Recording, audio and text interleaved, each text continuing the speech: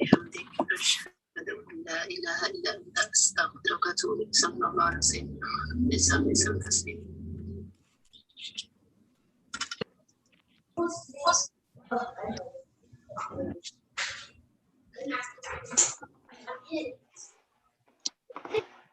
I know. Find it. Oh, okay. Where here?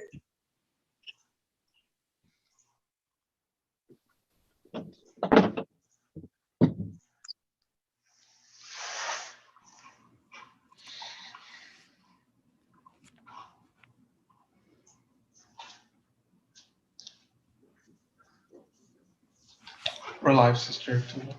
Okay.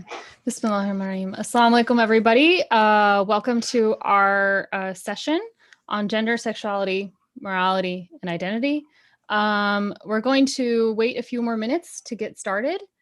And we'll get started at 4:30, inshallah.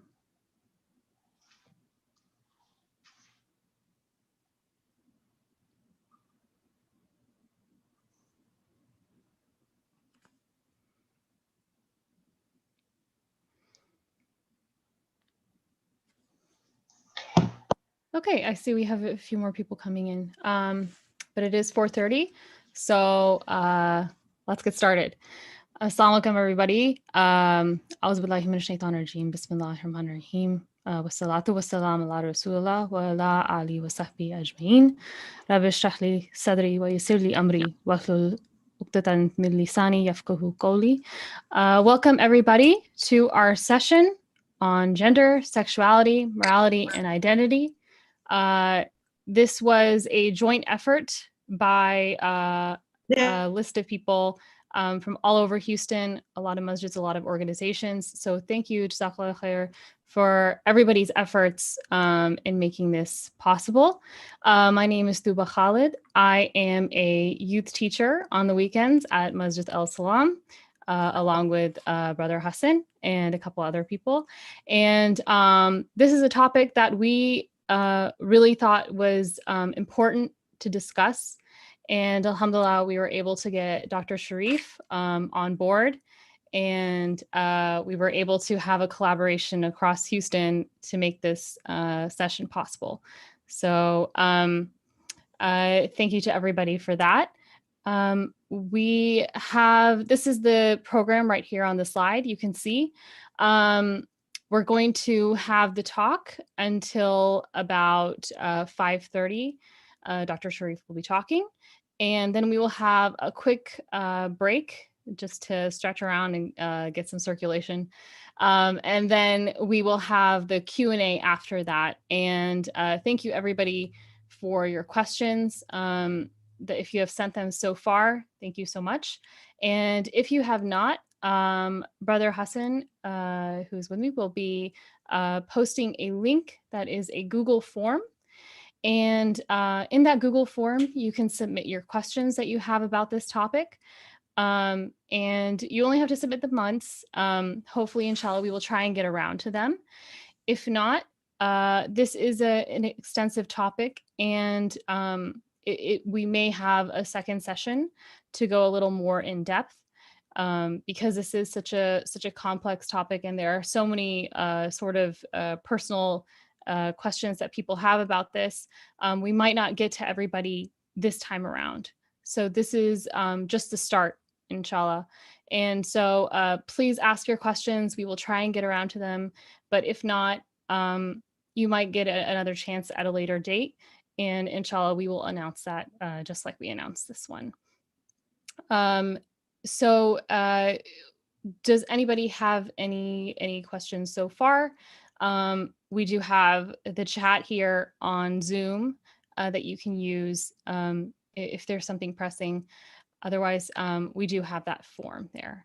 So let's wait a couple more minutes to let more people come in. And then inshallah, we will have Dr. Sharif come in and get started.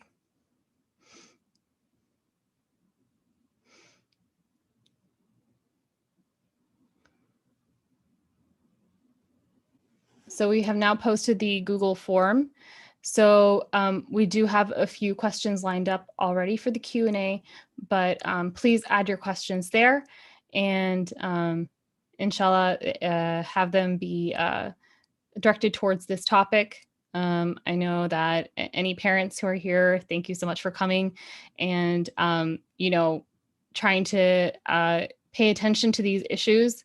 And I know a lot of parents are dealing with these issues with their kids, trying to figure out how to talk to them about this. Hopefully you guys will get some answers to your questions and see what path to take there, inshallah.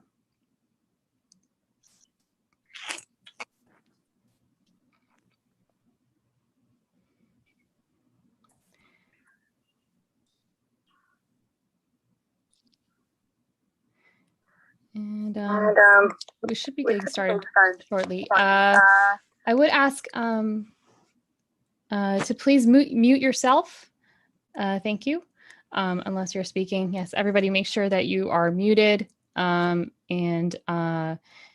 just make sure that there's no echo or anything like that here.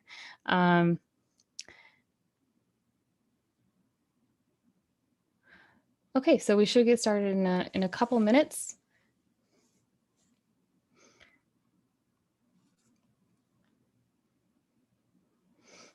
And again, for those of you who have just joined, we have a Google form link in that Brother Hassan has posted in the chat.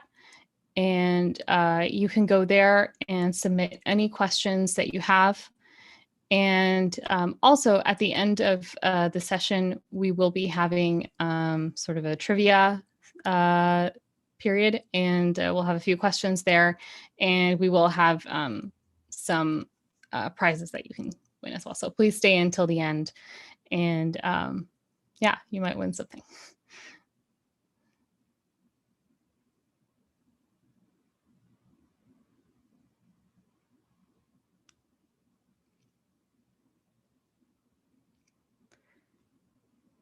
So let's take this time to send in any questions, and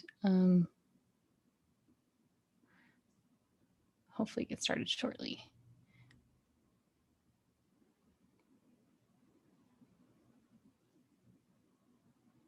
Yes, thank you for your question. So if you look on the slide in front of you that we have, the agenda right there is to have the talk go for about an hour. So Dr. Sharif is going to talk for about an hour. Then we will take a short break, maybe like a few minutes, and then everybody can come back and we will have a Q&A session with Dr. Sharif. So that is right there on the screen and on the slide in front of you. And inshallah, we will try and conclude by 6:30, maybe a couple minutes more, but we'll try and stick to the schedule. No problem.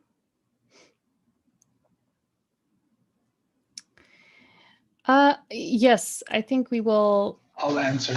Yeah. Jazakallah khair for the question about the recording. The recording will be available on YouTube. It's still unlisted, but for a short amount of time. We'll have it for the next 2 weeks, and you can take your notes, and then we will make it disabled just for the request of Dr. Sharif and just the way we're going to do, inshallah, this particular seminar. But you will have 2 weeks, inshallah, right after to take your notes, and then we will disable the video.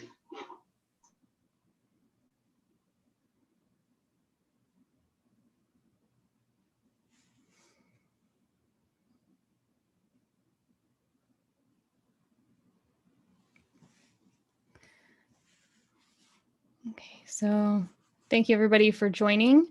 I see we still have a few more people coming in. So, all right, I think Dr. Sharif is here. Yes, right.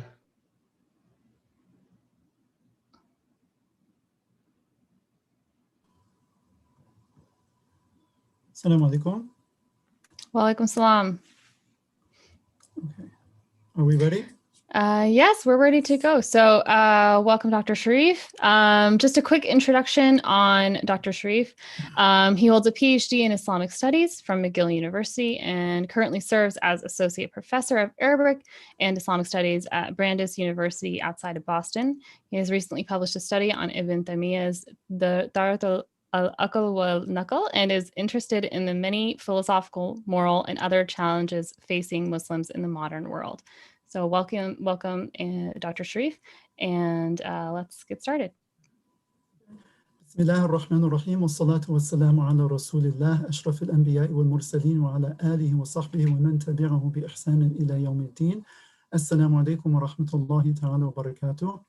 جزاكم الله خيرا to the organizers of this conference. I'm very honored to be with you today. I wish I could be there in person in Houston.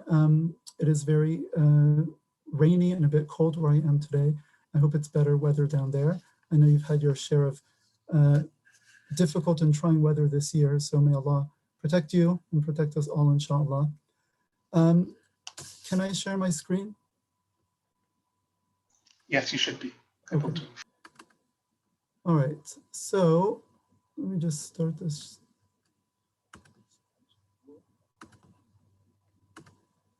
Okay. So the topic that I have been asked to address you on today is gender, sexuality, morality, and identity in Islam. Of course, a very light topic that can be, dealt with easily within about 5-10 minutes. I don't know why they gave me a whole 2 hours, but anyway, we'll do what we can. Obviously, this is a huge topic. It's a topic of great importance. There are many issues that come up. We'll be looking at, We'll be looking at questions of gender, sexuality with a focus on homosexuality and the challenges and questions that arise for us as Muslims today in terms of the LGBT kind of movement and sort of pressure and questions that come up. And so what we want to do Dr. first. Sharif? Yes. I'm sorry. There is a request for you to, if you could speak a bit louder. I think we're having difficulty hearing you. Okay. Is this better? Close. Is this better? Is it better for everybody? Better if I like this? Yes? Okay. I feel like I'm shouting, but okay. So before we get into the question of homosexuality and transgenderism and so forth, we need to get a general sense of gender, sexuality, morality, identity, all of these other questions, because these are the terms of reference in terms of which the discussion is framed. And as we will see, it is very important to get one's terms and concepts correct when one wants to discuss a particular matter and come to any type of conclusions on it. So why are we even having this discussion today? So we are basically living in the shadows or the aftermath of what is known as the sexual revolution, which is a movement that begins in the late 1960s in the Western world, and it begins in the late 1960s in the Western world and spreads throughout all Western countries very rapidly.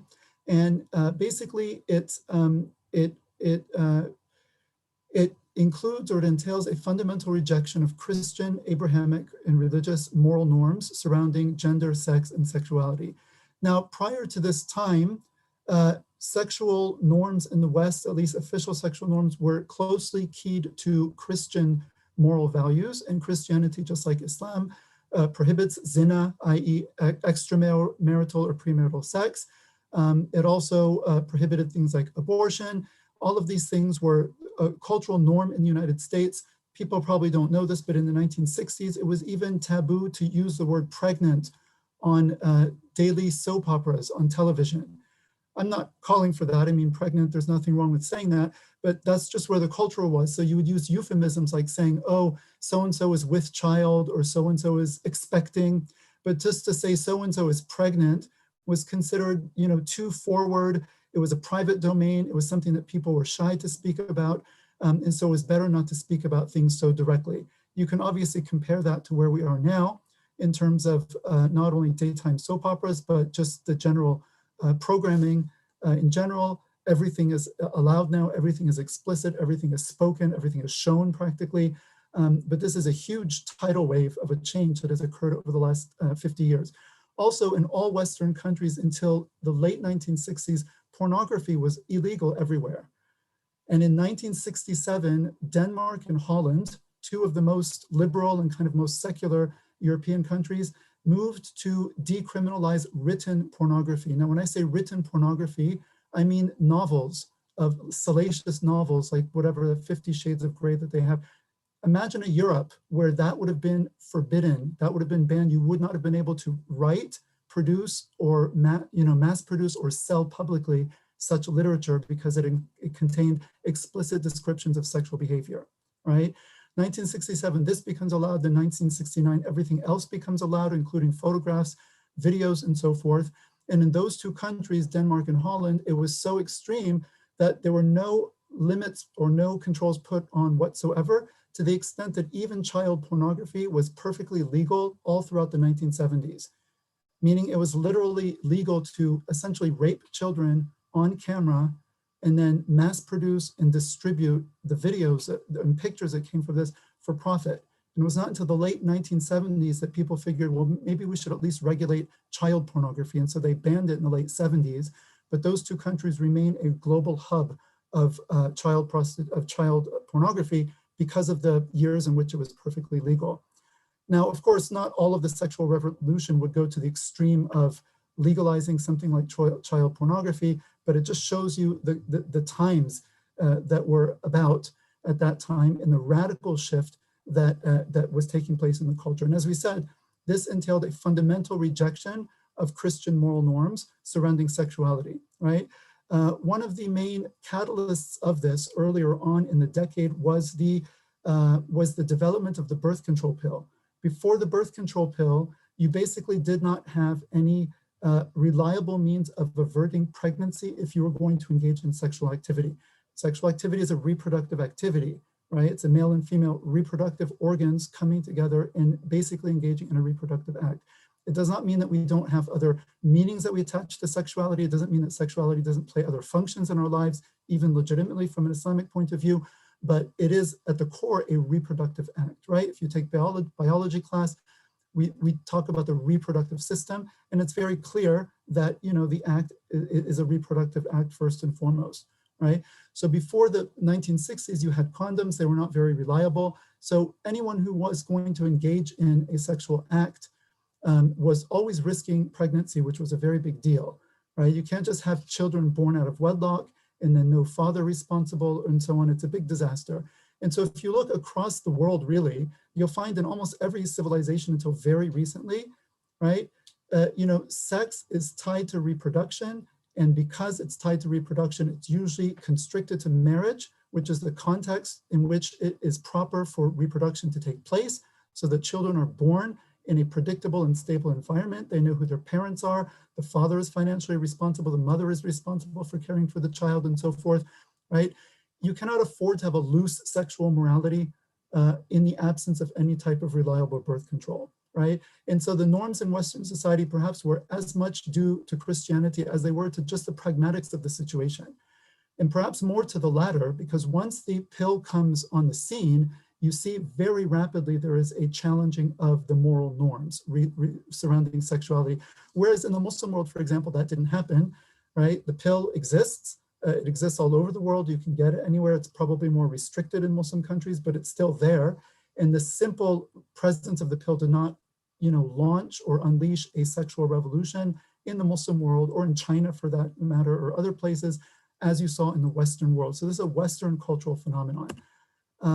One of the main sort of fallouts of this was that you see a separation. We had said that sex, reproduction, and marriage were very tightly bound together in the culture, as they are in Christian religion, as they are in Islam, as we shall see, and as we all know anyway as Muslims.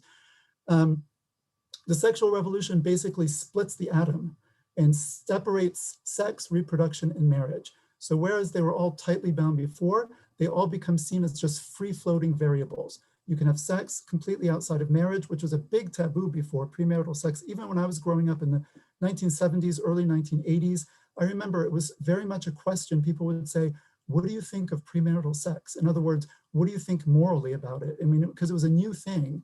And people were still ambivalent about it. Many people said, no, that's immoral. You have to be married, right, to have sex. Like, it's not moral to have it out of wedlock.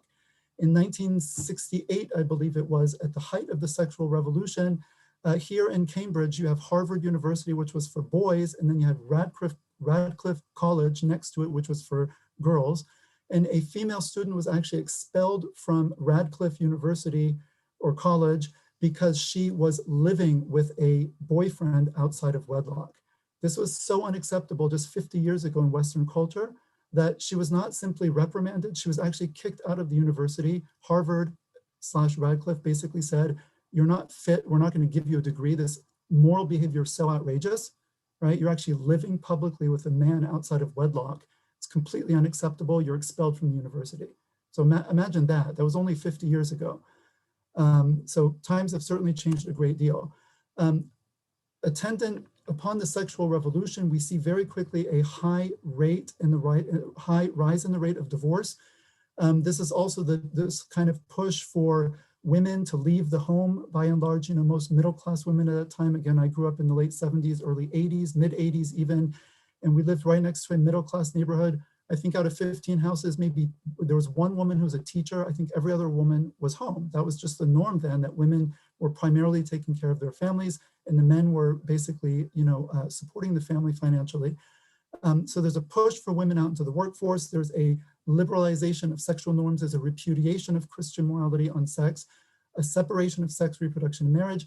We see a rise of the divorce rate after this. We see a demise of the nuclear family. We see huge social dislocations which come out of this. Fatherlessness, delinquency rises majorly from the 1980s until now. The phenomenon of single motherhood, poverty, especially for single mothers. The mothers, when there's a high divorce rate, usually end up with custody of the kids. And even if they're getting alimony, they usually, have to fend for themselves. And you have this, phenomenon also of female poverty, particularly in single motherhood poverty. So a lot of fallout for this. Within this context, to go towards what we're going to be concentrating more a bit later on, the visibility and the prominence of homosexuality in the gay rights / liberation movement, as it's called, kind of rides on the coattails of the sexual revolution. Again, when sex is tied to reproduction and family, homosexuality doesn't really fit into the equation. It existed, it was underground, it was of course very taboo, it's actually illegal all over the United States and most of the Western world. It's difficult to even conceptualize and talk about that when your paradigm of sexuality is one that's based again on sort of the natural function of sexuality, when the natural function of sexuality is endowed with meaning, when the male-female relationship is endowed with intrinsic purpose and the family and so forth. But once all of that gets sort of blown to smithereens and questioned fundamentally, you now have a rise of the discussion of other forms of sexual behavior. Because once you separate sex from religious morality and from reproduction, then all of a sudden something like same-sex behavior becomes conceivable, and then it comes to be seen as being morally neutral. Well, what's wrong with it? Because we're not tying sex anymore to marriage, religion, morality, or reproduction, right? So then it looks like arbitrary to sort of say, well, we accept heterosexual behavior, but not homosexual behavior. But it's only arbitrary when you've already broken apart this, unity that we were talking about before, and you radically change your fundamental presuppositions regarding gender, regarding sex, sexuality, morality, the place of religion, and so on and so forth. Okay, so this brave new world that we're living in, ever since the last 52 years now or so, puts all traditional religious believers in a difficult position because all traditional religions basically have a paradigm which is starkly at odds with this new kind of unprecedented social experiment that we've been in with the results that we've mentioned for the last half century. Okay, so before we get back to this, into the contemporary concerns, we want to take a step back. We're Muslims, obviously. That means that we start from a position of Islam as our normative framework. And so we want to build an Islamic understanding first and foremost. Right? As we've said in the beginning, and we'll see this principle coming later on, the way what you think about a subject, what you decide about it, how you judge it, very much depends on how you conceive of it, right? And language is not innocent. So people throw around language And, it carries a lot of assumptions, including most of the language that's used today to discuss this issue, LGBT, marriage equality, for example, all of these things. All of these are terms that carry a lot of baggage and a lot of presuppositions. So before we get into that, we want to look at what is our framework of dealing with these things as Muslims, so that they make sense to us from within an Islamic paradigm. So just a few verses from the Quran, we'll try to go quickly. On Allah's creation of the male and the female as two distinct and complementary types of human beings, وَمَا خَلَقَ الذَّكَرَ وَالْأُنثَى, and by his creation of the male and the female. وَأَنَّهُ خَلَقَ الزَّوْجَيْنِ الذَّكَرَ وَالْأُنثَى, and he created the two mates, the male and the female. وَلَيْسَ الذَّكَرُ كَالْأُنثَى, and the male is not like the female. In other words, of course, we know men and women are spiritually equal and have equal, rights to souls. I mean, they both equally have souls and equal possibility of developing taqwa and being admitted to paradise and so on and so forth. But that doesn't mean that they're exactly the same. There are physical differences, there are dispositional differences, there are differences in the Sharia and so forth. And so Allah says, لَيْسَ ذَكَرُ كَالْأُنثَى, the male is not like the female. Not that one is better or superior to the other, but that they're not the same. And then I'll read in English to save time. And among his signs is that he created for you from yourselves mates, that you might find tranquility in them, meaning in marriage. And he placed between you affection and mercy. Indeed, in that are signs for people who reflect. And then the last verse, O mankind, fear your Lord, who created you from one soul and created from it its mate, and dispersed from both of them many men and women, right? And we all know this because it's usually recited at the beginning of the Friday khutbah. يا أيها الناس اتقوا ربكم الذي خلقكم من نفس واحدة وخلق منها زوجها وبث منهما رجالا كثيرا ونساء. We all know this verse. So these are just a few of the verses in which Allah talks about the male and the female. Now, if we move on, so to the consideration of the difference and complementarity of the male and the female that we've spoken about briefly. So there's difference in complementarity, as we've seen, لَيْسَ ذَكَرُ كَالْأُنثَى, the male is not like the female. There's an obvious biological complementarity between male-female bodies, the reproductive system. This is clear to the naked eye. It doesn't need to be harped upon, although the importance and the sort of significance of this is radically denied in our age, right? But we need to recover what is the actual underlying truth of these matters, okay? Our understanding also, which I've mentioned before, and I'm going to underline it again here, is that we operate on the assumption of that there's a purpose or an inherent purpose or teleology to the body and its functions as created by God, right? Allah is the one who created the heavens and the earth. He's the one who created us. He created our bodies, male and female. He created our souls. He created our different functions. And he created them with a purpose. And it's obvious, as we said, that the purpose of sexuality, the primary purpose of it, is reproductive. And our reproductive organs are primarily that. They are reproductive organs, and they are there for a purpose that's intended by a wise creator. This is very different when you're coming from a secular paradigm and you're just viewing human beings as having evolved through random, blind processes, mutation and natural selection or whatever, and having risen from lower life forms and so forth, without any, guidance or intent behind it. And then you're sort of left, therefore, as sovereign to decide on your own what your own purpose is in life in general, right? And this is why you have a crisis of meaning in the modern West, right? And then you're sovereign over your own body, you're sovereign over your own life, you're sovereign over your private parts, and you can just do it with them whatever you want, right? That's the attitude that reigns today. Of course, this is diametrically opposed to our understanding, because we don't see ourselves as having been brought about randomly through blind forces, but rather as having been created deliberately as Khalifa fil Ard, vicegerents on the earth, to fulfill a noble purpose, a spiritual and a moral purpose on earth, in serving and worshiping Allah subhanahu wa ta'ala, commanding the good, forbidding the evil, spreading the khair, what is good, and so forth, right? So we see in the body and in its functions, particularly its sexual function, we see that it has a purpose, right? And that purpose, and is through honoring that purpose in the proper context, that sexual acts gain their meaning, that they gain their significance, that they gain their legitimacy, moral, religious, and spiritual legitimacy. And outside of that context, they lose that legitimacy and they become inherently immoral, or to use the language of the Catholic Church about same-sex behavior particularly, it says that same-sex acts are inherently disordered. And a lot of people take offense at that, but what it means is that inherently speaking, if you look at a male and a male body, there's just inherently, it doesn't fit, right? Or two females, it doesn't go together. It's clear that it's not meant to fit, quite literally, right? To fit, right? And so this is very different from the current, my body, my choice. My body, I can do whatever I want, I choose. This is not obviously the Islamic paradigm, although it's rampant, and this is what most people take for granted. And many Muslims, unfortunately, also fall into this type of, mentality simply by cultural contagion. We're affected by the culture around us, and then many Muslims start to repeat this kind of, empty rhetoric: my body, my choice, my autonomy. We'll get to this later on. Okay, men and women are also complementary in disposition, or khilqa. You have broadly masculine versus feminine traits. Fathers and mothers are not interchangeable. There are many studies about this.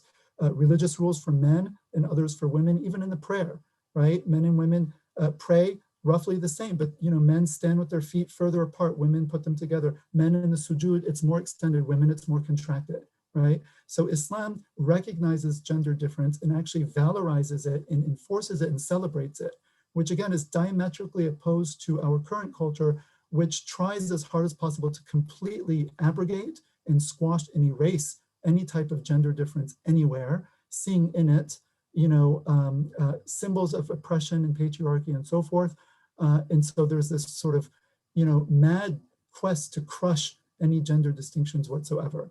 And we would just simply hold that this is false. This is not in conformity with our own, fitra, our predisposition that Allah has created us on. And there are many studies they show, even in Sweden and other Scandinavian countries, which are very liberal in terms of their gender norms and gender egalitarianism, the more gender equal they become, the more men and women naturally start to tend to different types of professions, even when they're under zero constraint, or perhaps particularly when they're under zero constraint to do so.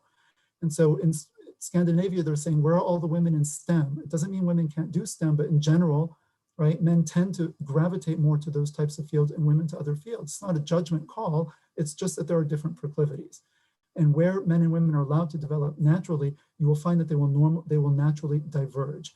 So this idea that, a just society is one in which men and women are doing exactly the same thing 50-50 in every human vocation is a fantasy, right? It's an ideological kind of presupposition that can only be brought about through a substantial social engineering and also fighting against natural trends. Alhamdulillah, as Muslims, we don't even get onto that bus to begin with, because it's clear from the Sharia that men and women, although equal in many fundamental respects, are not the same, and the Sharia doesn't treat them the same.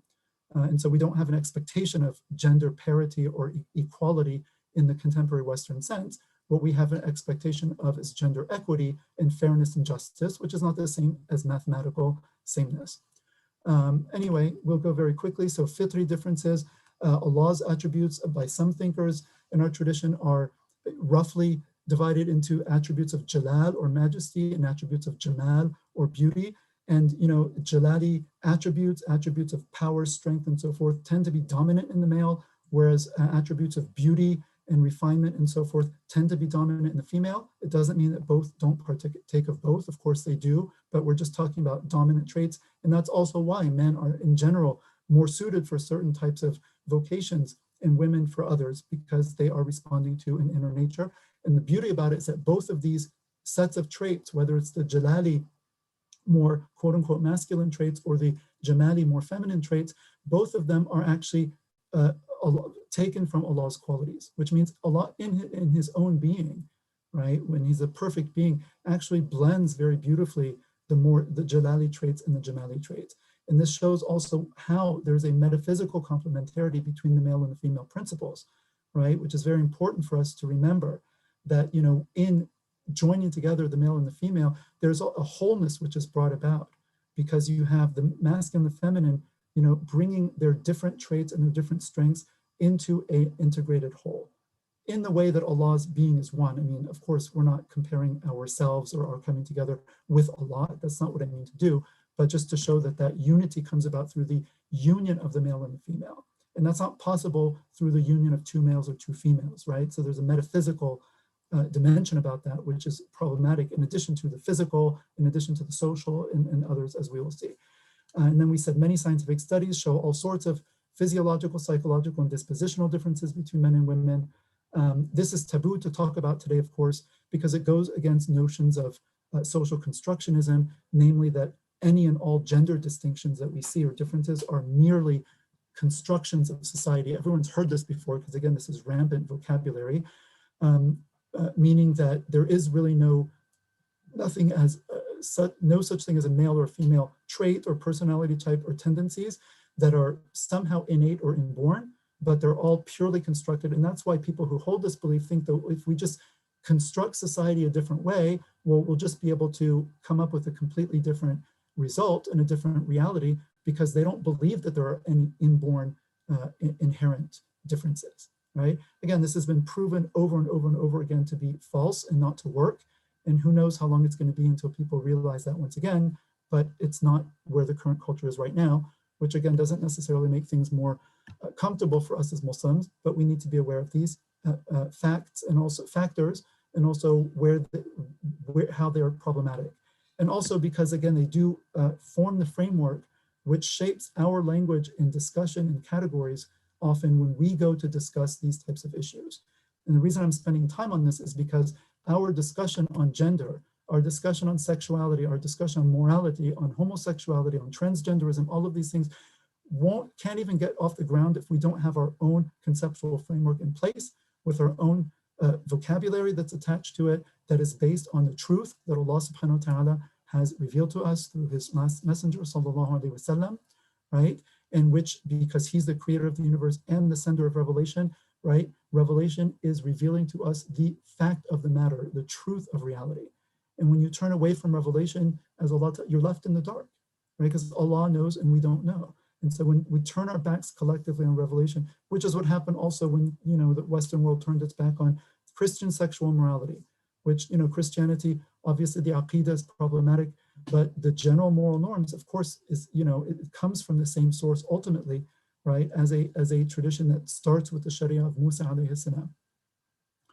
And so turning away from this also means that people are going to be going into a path of darkness and confusion about things, which again, 30 years ago, it would have been inconceivable that we would be having discussions as to what a man and a woman are, and that this would be a major social contention, completely inconceivable even 20 years ago, that this could ever be a question. Like, it's so obvious, right? And yet here we are. Okay, so moving right along. So Islamic sexual and gender norms. So how do we now build up our own framework or continue building our own framework? So I just want to say a few words about the centrality of sexual norms to any society and moral system. As we said before, sexuality, especially before yesterday, with the rise of fairly reliable means of artificial contraception like the pill, sexual norms are central to any society and any moral system because sex is a very powerful and potentially unruly and potentially dangerous aspect of human life. As we said, it is tightly bound up with reproduction. Reproduction cannot be allowed to take place willy-nilly because society would fall apart. It needs to be regulated within family structures. And so you'll find that in any society, if you look anthropologically, right, the family has always been the absolute fundamental institution of society. There is an exception in Western Europe, even before the pre-modern period, where you have the church through certain moral directives, basically breaking apart tribal structures and extended family structures systematically and bringing about a type of individualistic based society, which we are now in the extreme end of in current Western society, where family loses all function and meaning and importance, and the only unit of society and the only unit of analysis is the individual. And again, we have to be aware of that because many of us Muslims growing up in the modern world, particularly in the West, we will just imbibe this sort of fundamental individualism without realizing that we're even doing that, right? We look at and we only see individuals, individual rights, individual, this and that, and we don't think systemically, we don't think in terms of family, we don't think in terms of larger social units.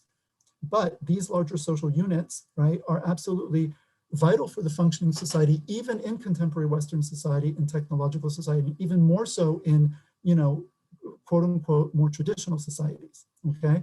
So because of the centrality of sexuality to reproduction and family, and the centrality of family to society as the most important bedrock institution of society, there's no society or religion at which sexual norms do not stand at the center and are not a major concern.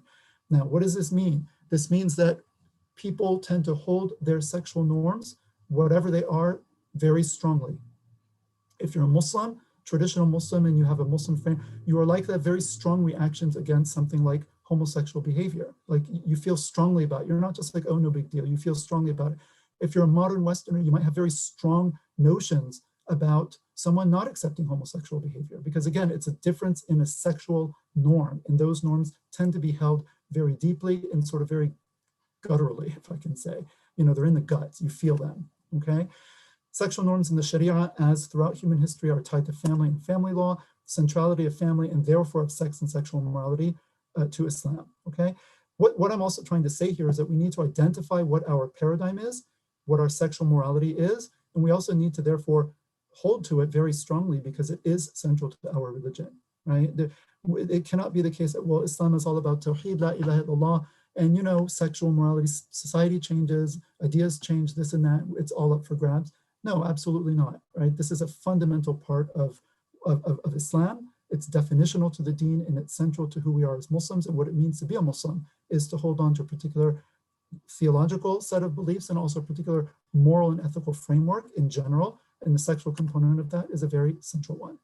So as we all know, sex outside of marriage, known as zina, is strictly forbidden in Islam, haram, and it constitutes a major sin known as a kabira. We'll get to this in more detail later. The reason for this is that it undermines, or one of the reasons is that it undermines one of the fundamental objectives or maqasid of the Sharia, right? So Allah legislates for us, halal, haram, so on and so forth. And then the scholars looked at all of the laws and rules that Allah had promulgated through revelation and his messenger, sallallahu alaihi wasallam. And they said, if we look inductively at these laws, we can see that there are several overarching objectives, that Allah, for the benefit of humanity, is preserving a number of fundamental things. The first one is religion. Second one is life. Third one is lineage or family, known in Arabic as nasl or nasab. And we're going to come back to this because it's important for our conversation today. Property, intellect, and honor. Okay, each of these have major crimes or sins, crimes/sins associated with them that undercut them. So for religion, it's apostasy. For life, it's murder. Primarily for lineage, it's zina. That's the prime major offense that undermines this particular maqsad or objective. For property, it's theft. For intellect, it's alcohol, drinking intoxicants, because it covers the mind. And for honor, it's slander. Okay, and so we'll come back to it, but just to give a general Shari'i framework. What are the consequences of zina? Obscuring or mixing of lineage, right, which is called khalt al-ansab. And so we looked before that one of the major objectives of the Sharia is to preserve not just family. It doesn't say ha'ila or usra or something like that, which are kind of become more popular terms in the modern period, right? And today in the West, family is it's up for grabs what family means and what it can constitute or consist of.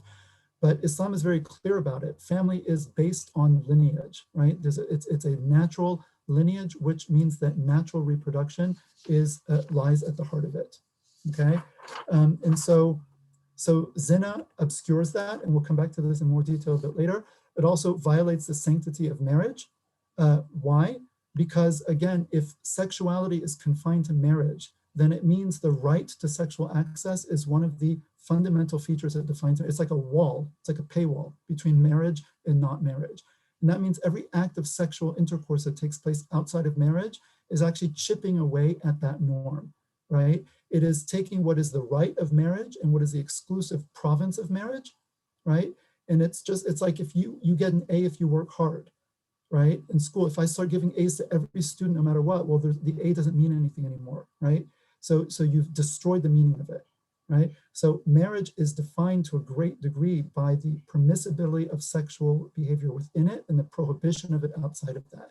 And to violate that through individual acts of sexual behavior outside of marriage, directly undermines the institution of marriage itself.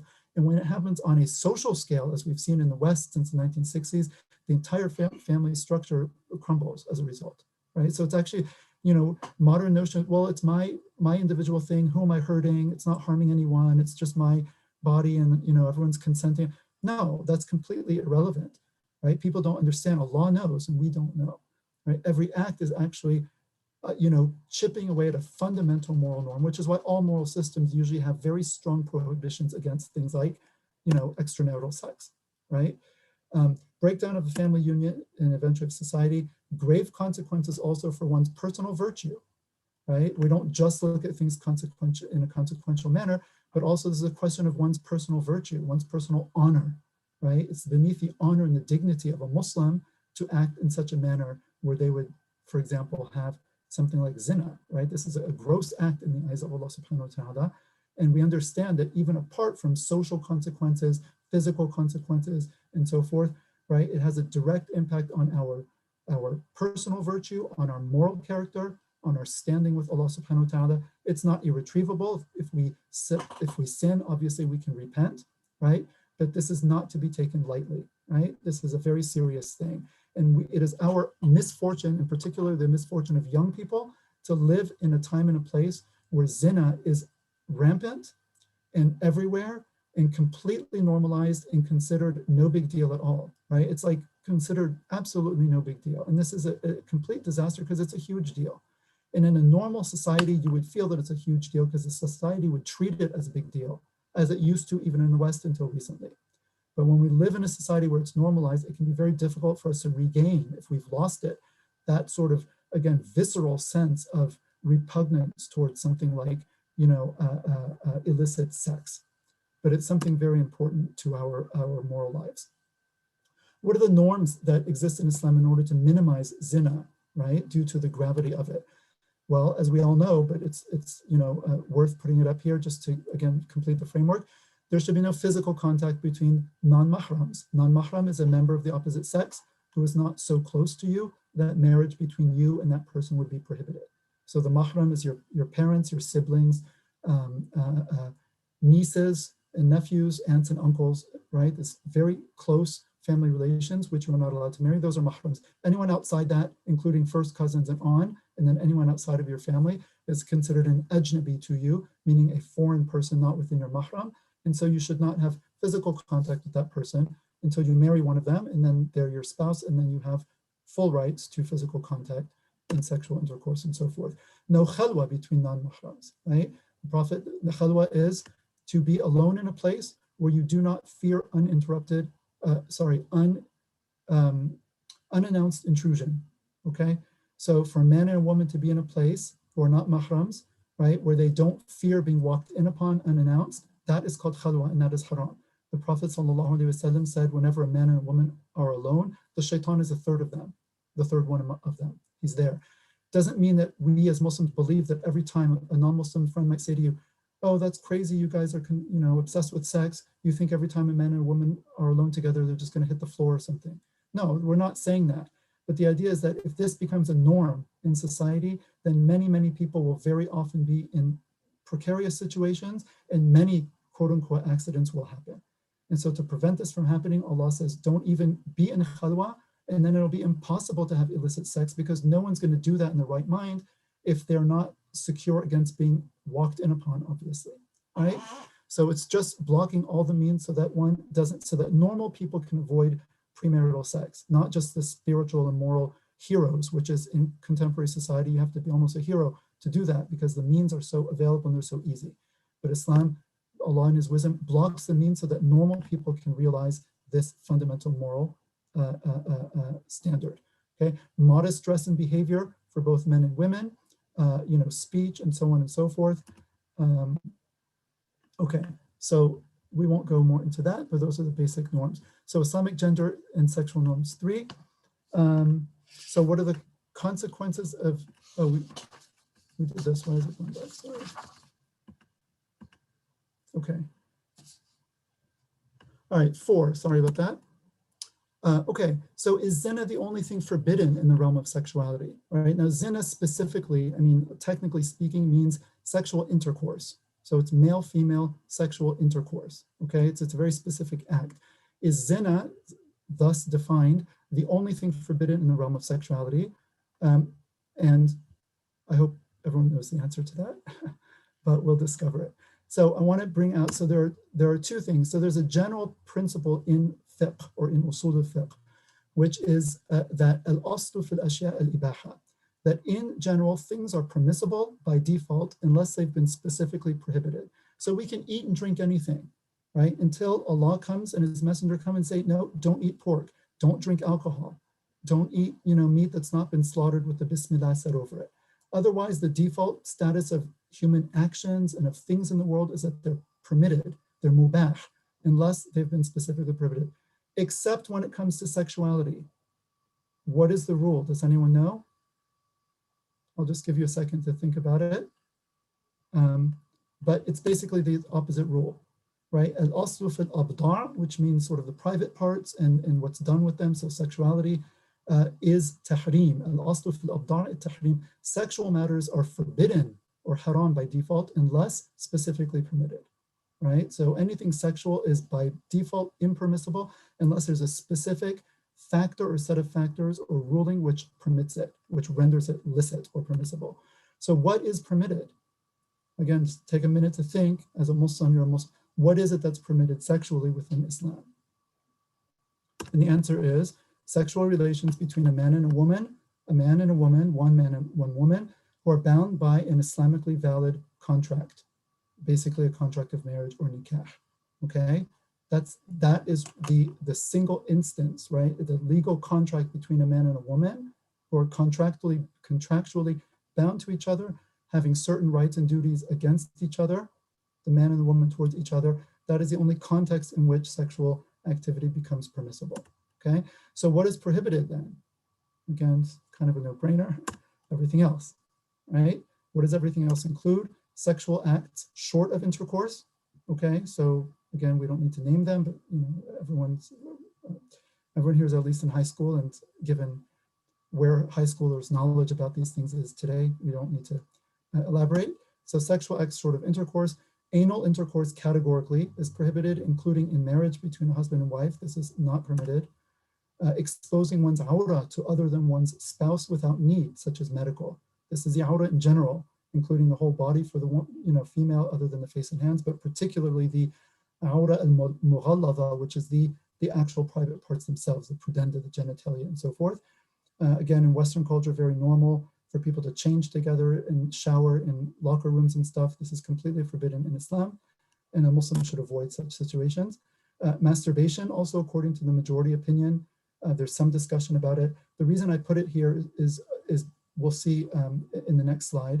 And also things that systematically threaten to lead to illicit relations, such as gazing, right? Intently at the opposite sex, touching, as we said before, khalwa, immodest speech, dress, and so on and so forth, okay? So moving on, what is the nature of morality and ethics in Islam? This is part of one of the main topics for today. And what can we glean about it from the things that we've just spoken about? So we're looking specifically about sexual morality, but we can draw conclusions about morality more generally, right? So there are 3 main points that I want to make. One is that Allah's command is absolutely fundamental, right? Allah says in the Quran, وَمَا خَلَقْتُ الْجِنَّ وَالْإِنسَ إِلَّا لِيَعْبُدُونَ. In Surah Al-Dhariyat, I have not created jinn and mankind but to worship me, right? And a major part of worshiping Allah, in addition to praying and making dua and supplicating to Allah and relying on Allah, a major part of worshiping Allah is obeying Allah subhanahu wa ta'ala. So our first moral duty as human beings is to worship and to obey the one who has created us, the one who has given us life, the one who sustains us at every moment of time and provides us with all our needs, right? That's our fundamental moral duty, is to discern and adhere to the command of Allah subhanahu wa ta'ala. Another important principle here is Allah and his messenger alone are the legislators of what is right and wrong and what is permitted and prohibited. This is not something that is just up to our opinion well, what do you think about this? What's your view on that? This is not the Muslim's vocabulary, right? Our moral questions are framed in terms of what is Allah's hukam or ruling on this matter? What did the Prophet ﷺ bring to us about this matter? Is it halal, haram, in between, you know, this, that? There are different categories, okay? Allah says in the Quran, and I'll read it just in English for the time, it is not for any believing man or woman when Allah and His Messenger have decided on an affair to have any choice in their matter, okay? So much for choice, which is fetishized so much by contemporary society. And whoever disobeys Allah and His Messenger has manifestly gone astray, okay? So the divine command is absolutely fundamental. And in that sense, we have a sort of divine command ethics, to put it in the terms that are used in contemporary ethical discourse, okay? Consequences matter as well, right? So there is a type of Islamic consequentialism, to use that language. Allah is wise, just, and merciful, and He legislates for us what is best for us, both in this world and the next. So we don't hold that Allah's commands, although they could be, they're not just random taboos. Do this, don't do that, you know, wear red on Thursdays and blue on Saturdays. And no, I mean, Allah could do that. In some aspects of the Sharia, we can't necessarily say, why are there 4 rak'at in Dhuhr and 3 rak'at in Maghrib and only 2 at Fajr? This, okay, we don't know. Allah said it that way, and that's the way it is.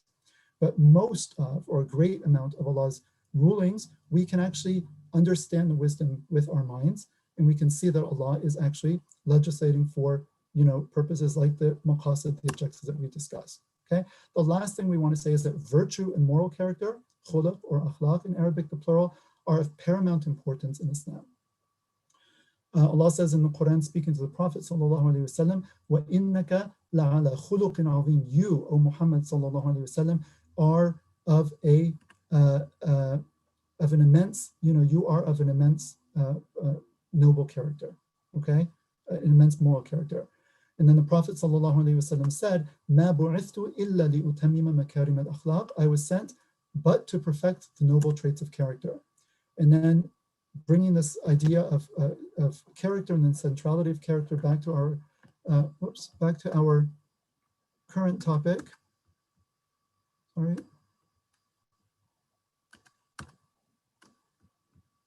Okay, I apologize for that. Bringing it back to our current topic. The Prophet ﷺ also said, every religion has a characteristic khuluq, or a characteristic moral trait. لِكُلِّ دِينٍ خُلُقٍ وَخُلُقُ الْإِسْلَامِ الْحَيَاءُ. Every religion has a characteristic moral trait, and the characteristic moral trait of Islam is modesty. Right? So this is fundamentally important in our religion. Muslims are known for their extreme sense of modesty and circumspection when it comes to matters of modesty and sexual matters and so forth and behavior. Okay, it's one of our defining traits. Just like people know Muslims don't drink alcohol, they don't eat pork. This is a fundamental trait of Muslims. Okay, and the Prophet also said, peace be upon him, إِذَا لَمْ تَسْتَحْيِ فَاصْنَعْ مَا شِئْتَ. If you have no shame or modesty, hayat, right, then just do as you please, because it's that hayat that keeps us from evil deeds and from sinful deeds and gross deeds in the eyes of Allah.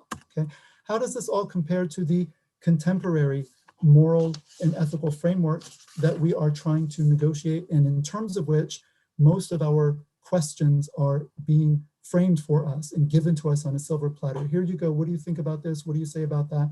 And we don't realize that, you know, this is all happening within a particular moral framework. Well, let's look at the 3 things that we just talked about: divine command, consequences, and virtue. Divine command is basically irrelevant, right? It's a secular society. It became even more secular, particularly in the realm of sexual morality with the sexual revolution, okay? So sexual morality is separated from religion. It becomes thoroughly personal and subjective. Everyone gets to decide, well, I think this about this act and that about that act, and what's your view on this and that, okay? It's purely subjective, or that's the way it's presented, right? Centrality of erzatz notion, erzatz just means replacement. So when you lose religion and God, you have to replace that with something else, right? Because we're born on the fitra to worship Allah and to seek Allah. And if you turn away from that, you're going to look for other things to fill the religious quest. So you have very popular notions which are central to the modern consciousness, like freedom, okay? Islam, however, is based on servitude and submission to God. The name of our religion is Islam, which means submission. Does it mean that we don't like freedom? Of course, we like freedom from our tyrannical governments and oppression and all of this and that. But our driving ethos is not, okay, we're here to be as free as possible. Like I live in Massachusetts, and to the north of us in New Hampshire, the driver's license, it says that the driver's, the license plate says, live free or die. It's like, if you're not free in a radical sense to just do whatever you want, then you might as well be dead. This is completely opposite to our attitude as Muslims and our fundamental orientation towards the world. Also, autonomy, freedom and autonomy, we hear it all over the place. Anyone know what autonomy means? What does autonomy mean? Right? Well, it's coming from the word auto, meaning self, and nomos, meaning law. And so autonomy means to give oneself the law. And I think any Muslim who knows a little bit about Islam, and particularly after the discussions we've just had, right, can see how, in a sense, blasphemous this notion is if you take it in its literal sense. Because why? God and his messenger alone have the right to legislate, right? We don't legislate for ourselves. We are not autonomous. We don't give ourselves the moral law. We're not the source of the moral law, right? It's very important for us to understand as Muslims, particularly in the current climate, okay? Things like authenticity, right? You be you, you do you, this is who I am, right? And you just kind of define in purely subjective terms what it is that makes you you and what's authentic to you, right? From an Islamic perspective, we are only our true authentic selves as human beings when we have found and submitted to our Creator. Everything else is secondary. Yes, we have different skin colors, different languages, different ethnic backgrounds, different proclivities, different interests, different professions. That's all fine. And all of that is part of who we are, quote unquote, authentically, yes, right? But all of that is secondary to who are you as an insan, right? Human beings were created with an objective purpose by God to know and to worship Allah subhanahu wa ta'ala. And people who don't realize that and don't find and submit to Allah will always be looking for something else to fill that God-shaped hole in the heart with, okay? So that's where we're coming from. Consequences are judged in purely subjective terms, if at all, okay? From our perspective, as we said before, Allah knows our interests better than we do, and he alone has full knowledge of all consequences, right? Allahu ya'lamu wa antum la ta'lamun. Allah knows and you do not know. And Allah is the one who, decides which are the consequences to be taken into account and what are the best ways for those consequences to be accounted for, okay? And then virtue and moral character, where does this fit in contemporary moral discourse? Not at all, right? Virtue is an old-fashioned and quaint term at best in modern parlance. It's often met with derision. Sexual behavior particularly is seen as irrelevant to moral character. As long as what you're doing is consensual and sort of suits your fancy, then how dare anyone sort of judge another person's moral character based on their sexual behavior. This is the current attitude. Of course, from Islam, إِلَّا مَنْ أَتَى اللَّهَ بِقَلْبٍ سَلِيمٍ, on the day when neither progeny nor wealth, the day of judgment, will benefit a person, except for the one who comes to Allah with a sound heart. So virtue, again, absolutely central. So you can see we're coming from a very, very different perspective and paradigm, and we need to get this under our belt before we can, face the issues head on, okay? So let's go on then. How are we doing with time? I turned off my phone so it wouldn't make noises while we're doing this. Yeah, it's 5:30, but let's give you a few more minutes. Let's do 10 to 15 more minutes. Okay. Okay. Yeah, because Yep. inshallah, yeah. And then we'll break for Q&A and conversation. Okay, good. Yep. So yeah. I'll speed through this. I'm sure there are going to be a lot of questions, but that's fine. That's most of the learning and interaction comes out through the Q&A anyway. Exactly. I'm just trying to set the scene. So, okay. Yes. Okay. All right. All right. So Islamic sexual and gender norms 5. What does it mean in the Sharia to protect family? Right. We said that one of the the overall 6 goals or 6 things that Allah is protecting: religion, life, lineage, family/lineage, and then property, intellect, and honor. So what does it mean for the Sharia to protect family, right? It's particularly in terms of lineage. So the extended family is normative for, again, most traditional societies, including Islamic society and Islamic religion. If you consider the inheritance laws, when you die, your property is not your own. You can bequeath, as you might know, 1/3 of your estate. You can decide 1/3 of my estate I'm going to give to whatever cause or person, but the rest of it, 2/3 when you die, it's not yours anymore. That's Allah's wealth that he lent to you during your life. It goes back to Allah and it's distributed according to his rules, which extend distributed to your family members, your extended family. So there, that's very apparent in the Sharia. Also, blood ties through lineage are of prime importance, and therefore natural reproduction. Okay, it is as well known that adopting is not permitted in Islam. If by adoption we mean the way it takes place in the West, where a family takes on an abandoned child, for example, and then gives that child their own name, the man's name, and raises it as if that child were born of that man and woman, right? That's not permissible in Islam, because you cannot obscure a person's lineage. If it's not your child, you can't lie to that child and say he's your child, okay? And there are other aspects to this, but it's lineage and natural family ties and natural reproduction which lie at the center of that, which the Sharia is protecting, specifically not just any notion of family that someone might come up with at some time and place.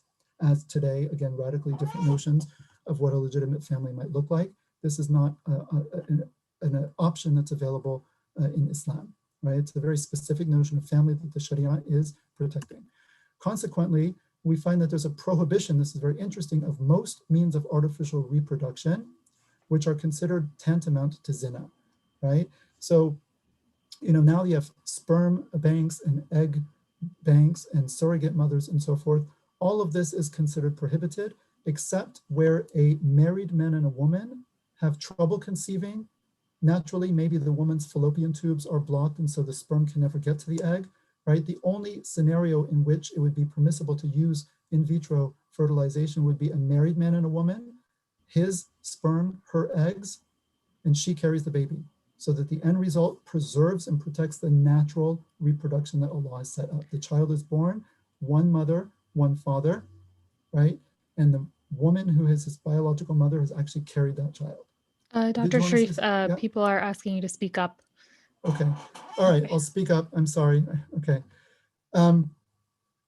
So outside of that, right, having a sperm donor from outside the married couple or an egg donor from outside the married couple or a surrogate mother from outside the couple is all forbidden because it's considered tantamount to zina. And you say, how is it zina? No one's sleeping with anyone else. No one's having sexual relations. But the idea is that you're reproducing the consequences of zina, which is that you're mixing the lineage and you're mixing the lines. And you're doing so in this artificial way now where a child is born and can have, 5 parents, a man and a woman who took a sperm donor, an egg donor, had it fertilized, and then implanted into the womb of another woman who's the surrogate mother. And then they're the ones who commissioned this kind of, production to begin with. And so the baby's born of a anonymous sperm donor, anonymous egg donor. That's the person's physical characteristics. Can't even know who the parents are. The woman who gave birth to him is not the woman who gave him 23 of his chromosomes or her chromosomes. And then the mother and father, man and woman, take him home from the hospital, are not his parents. So what is this? Like, whose child is that? And then the law will arbitrarily say, okay, well, you're the parents and this, not. This is completely forbidden in Islam, okay? And so again, it's a particular notion. Further Islamic principles related to gender, okay? And this is getting into some of the current debates. So there are only 2 genders, they're male and female. Allah says in the Quran, وَأَنَّهُ خَلَقَ الزَّوْجَيْنِ الذَّكَرَ وَالْأُنثَى, as we've seen before. And by his creation of the 2 pairs, the male and the female. And there are many other verses that talk about this. This is true also for the intersex person known in Arabic as the khuntha, which is a person who upon birth has ambiguous genitalia and ambiguous physical features, and it's not clear whether that person is a male or a female. The scholars hold that they still are either male or female. We just don't know which one yet, and there are different ways of trying to find out. And usually you can tell for an intersex individual which one, and there's a lot of detail that we can't get into, but the idea is that, a person is either a male or a female. In intersex, it just means that the actual gender, the binary gender, is actually ambiguous, okay? It's not a third gender. Biological sex and psychological gender, which is a very common modern current distinction to be made since the 1980s, that your sex is your biology, but your gender is sort of your psychological affect and sense of identity. This is not systematically distinguished in Islam. Again, it's a very new kind of recent Western phenomenon, and we'll get back to this later in the next few slides. Also, deliberate imitation of the opposite sex is forbidden, specifically in dress and affectations. There's the well-known hadith of the Prophet, sallallahu alaihi wasallam. Allah has cursed men who deliberately imitate women, and women who deliberately imitate men, okay? This doesn't mean someone who naturally has mannerisms, naturally. That might be a man who's a little bit more feminine or a woman who's more masculine or different interests or things like that. That's not what we're talking about. We're talking about things that are deliberate under a person's control, right? And this hadith, particularly in Bukhari's book, the Sahih al-Bukhari, he puts it in the chapter on dress, which means specifically, right? No matter what your mannerisms are like or your interests or something like that, right? You choose how you dress. And it is not permissible for a man to dress in ways that are known by the culture, right? And there's a social aspect to it that's called urf, right? Or social custom, right? To dress in ways that are specifically designated as female, or for females to dress or act in ways that are specifically designated as males. By acting, I mean accoutrements and so on and so forth, okay? This is obviously going to be relevant to discussions of transgenderism, but again, it's important to get that principle. Gender transitioning is not something that's recognized, and so-called sex reassignment procedures are also prohibited, right? You cannot, this would involve mutilating the body. It's forbidden in Islam to do that, right? And if there's a misalignment between one's gender identity and one's biology, that is something that we recognize might be faced by people, but that does not mean that it is therefore legitimate to actually change the body physically, especially in irrevocable ways, such as through hormone or surgical treatment, okay? And we can come back to that later. So what about those who fall outside the binary? That's the question that's going to be raised, right? Well, this seems like everything I've just said is like, disaster public relations, right? It's heteronormative, it's, cis-normative, it's gender binary, male, female, this and that. Of course, I mean, again, this was just common sense for everybody until very recently when all of this was radically questioned by, again, on the heels of the sexual revolution and sort of all of the forces that were unleashed through it, okay? So what about those who fall outside of the binary in terms of their gender identification? Physically, we said, we already talked about the intersex individual. This has been spoken about by our scholars since the very beginning. Those who fall outside psychologically, or who fall outside in terms of their attractions, that they're attracted, say, to the same sex as opposed to the opposite sex, okay? What do we say about this? So we would say, as a normative matter, sex, meaning biological sex, gender identity and expression, and sexual orientation should line up as a normative matter. And by that, I don't just mean statistically normative, which they do line up statistically. I mean, most people with a male body identify as men, act like men, and are attracted to women, and vice versa for women. So statistically, that's normative. But we would say it's also normative in a kind of metaphysical and a moral sense too. It's normative not just because it happens to be the case, but that's the way it, in a sense, should be. That's the right way for it to be, okay? This is different from the gender, what's it called? The genderbread man thing that you guys have seen. I forgot to put it on the slides. They're showing to children now that you have gender, male, sex, male, female, gender, man, woman, sexual orientation, gay, straight, gender expression, female or male. And that all of these are sliding scales, right? With a bunch of positions in between, and all 3 or 4 of these variables are, again, just free-floating variables. And if they happen to line up in one person, that's great. But if they don't need to, and if they don't with someone else, that's perfectly fine as well. And this is what's presented to children now as the norm, okay? Again, completely rejected from an Islamic perspective, just from a conceptual point of view, okay? Now, again, it's important here, exceptions to the rule, people who don't identify with their birth gender, or who don't, find themselves attracted to the same sex other than the different other sex, that does not undermine the rule itself, right? Because there are exceptions doesn't mean that the rule is not a rule, and it doesn't therefore undermine the normativity of the male-female gender binary. Yes, that's normative, it's created by God, right? We have scriptural and empirical evidence for that, right? And that is normative, even if there are people who don't fall within it, it's still normatively the case, right? And we'll not need to be apologetic about that or recraft human language and all of human society as if this were just some figment of our imaginations or some type of social constructionist plot, to oppress minorities or something like that, right? Which is how it's usually talked about. Also, normativity of the expectation of broad conformity to the behavioral norms, specifically dress and conscious mannerisms of one's natal sex or gender, right? Cross-dressing is forbidden in Islam. It's not something we think is okay. Opposite sex attraction and within marriage, opposite sex sexual expression, so the normativity of that, okay? Okay, well, what if I don't fall within this, right? What if I don't fall within that binary in terms of my identity, or I'm attracted to my own sex? Am I sinful for feeling attracted to my own sex, right? Just feeling attracted, or for not identifying with my own gender? Am I sinful for that? Well, there's a very important Islamic principle, namely you are morally responsible only for what you have control over, okay? And to the extent that people don't choose not to feel, especially extreme cases of gender, dysphoria, and people don't choose to be, for example, attracted to one gender or another, it's something that they usually discover within themselves.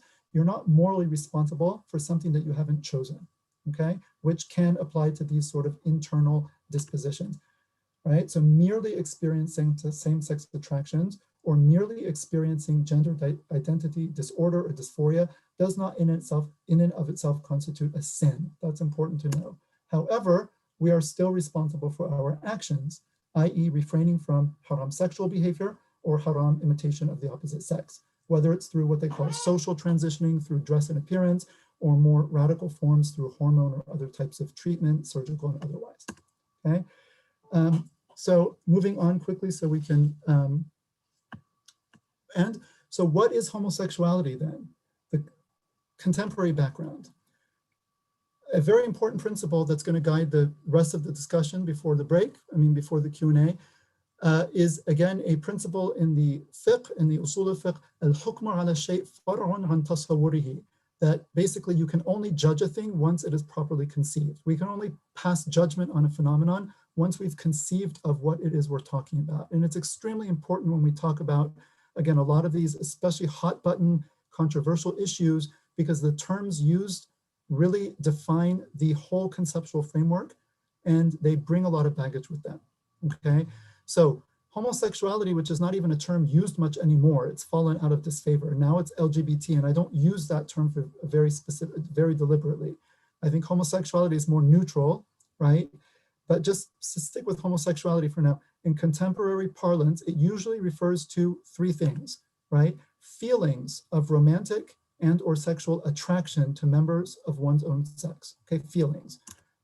Engaging in romantic relationships and or sexual behavior with members of one's own sex. This is seen to just flow naturally and unobjectionably from the former. I have these feelings and attractions, okay, sex is natural and good, I act upon it, one flows from the other unproblematically, so these kind of flow one from the other. And then thirdly, adopting a personal and social identity based on such feelings and or relationships and acts. Okay, so the term homosexuality or the identity term LGBT, right?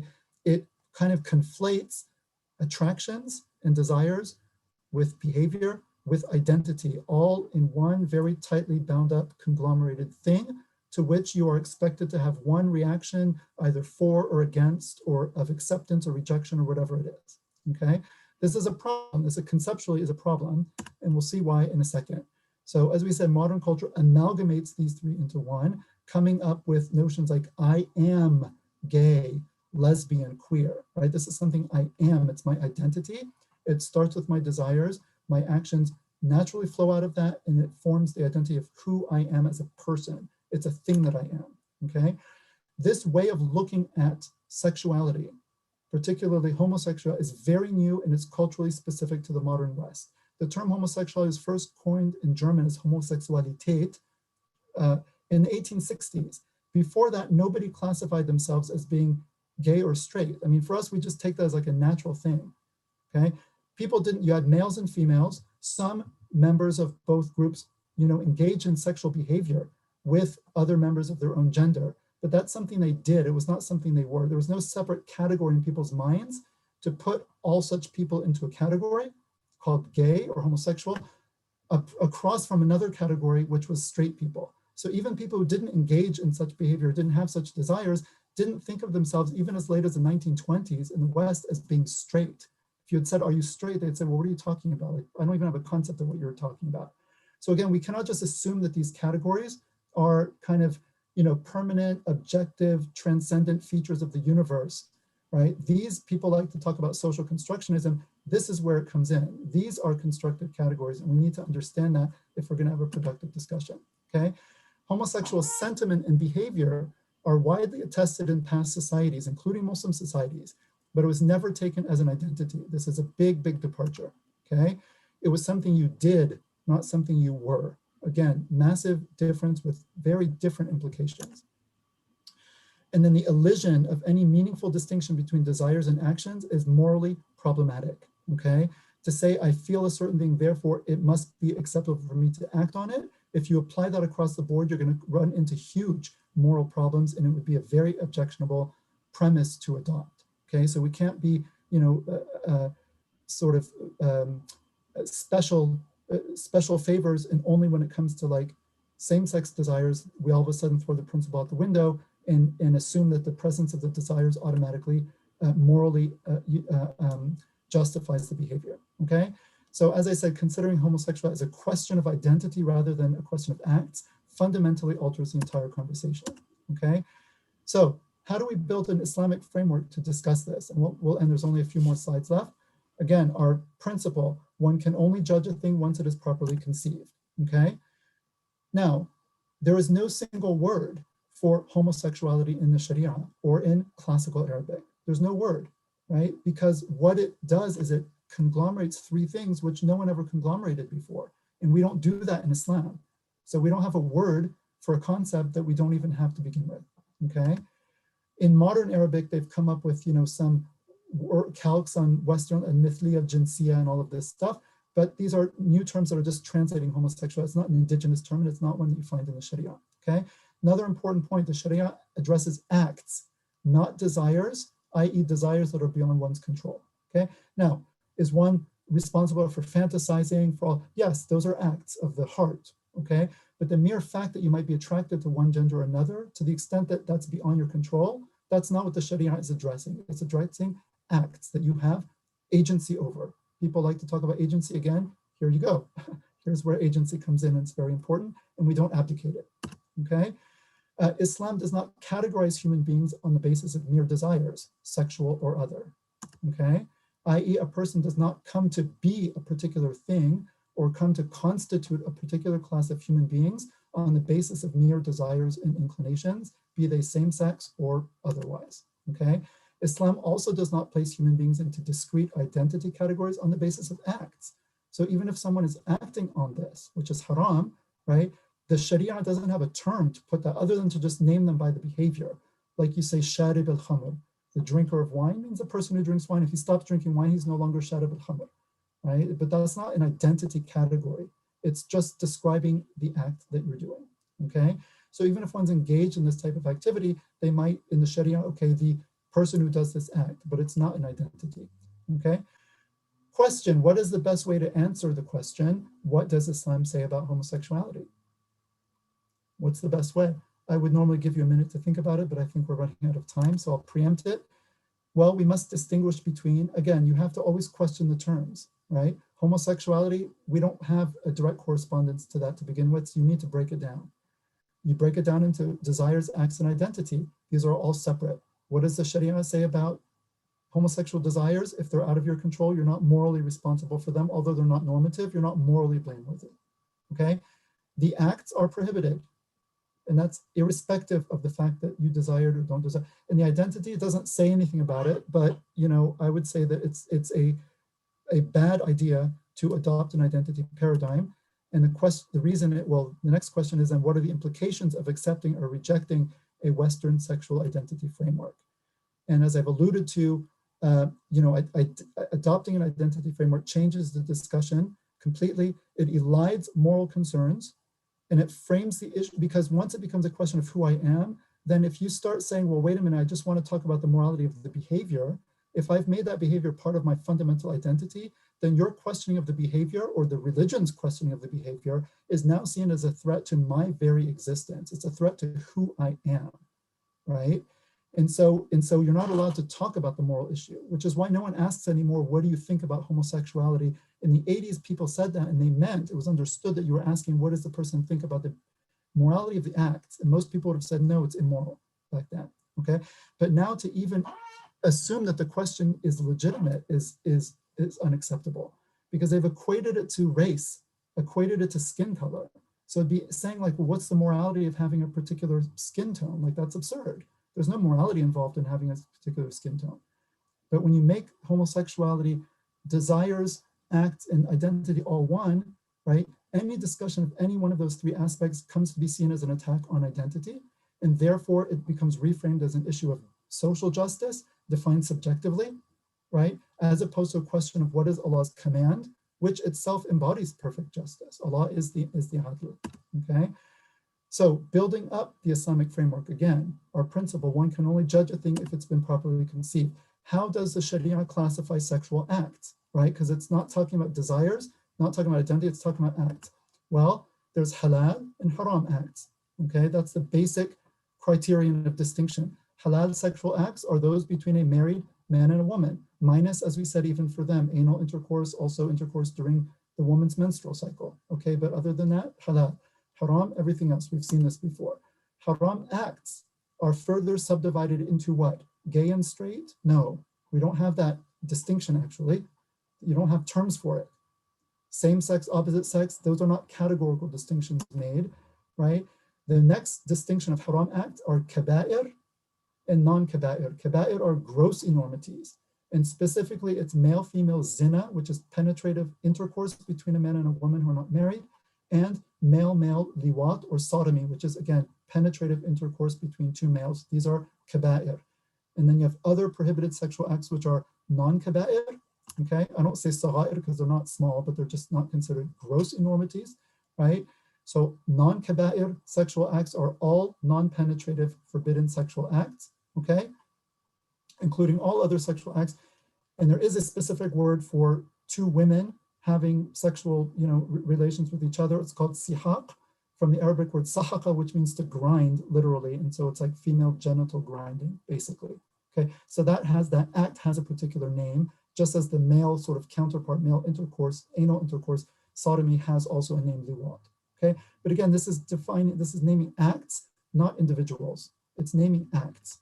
Okay, all of these acts, zina, liwat, sihaq, and every other type of non-permitted sexual act are what are called in the Sharia muharram li dhatihi, meaning that they're intrinsically prohibited. They're prohibited for their own sake. The acts themselves are prohibited.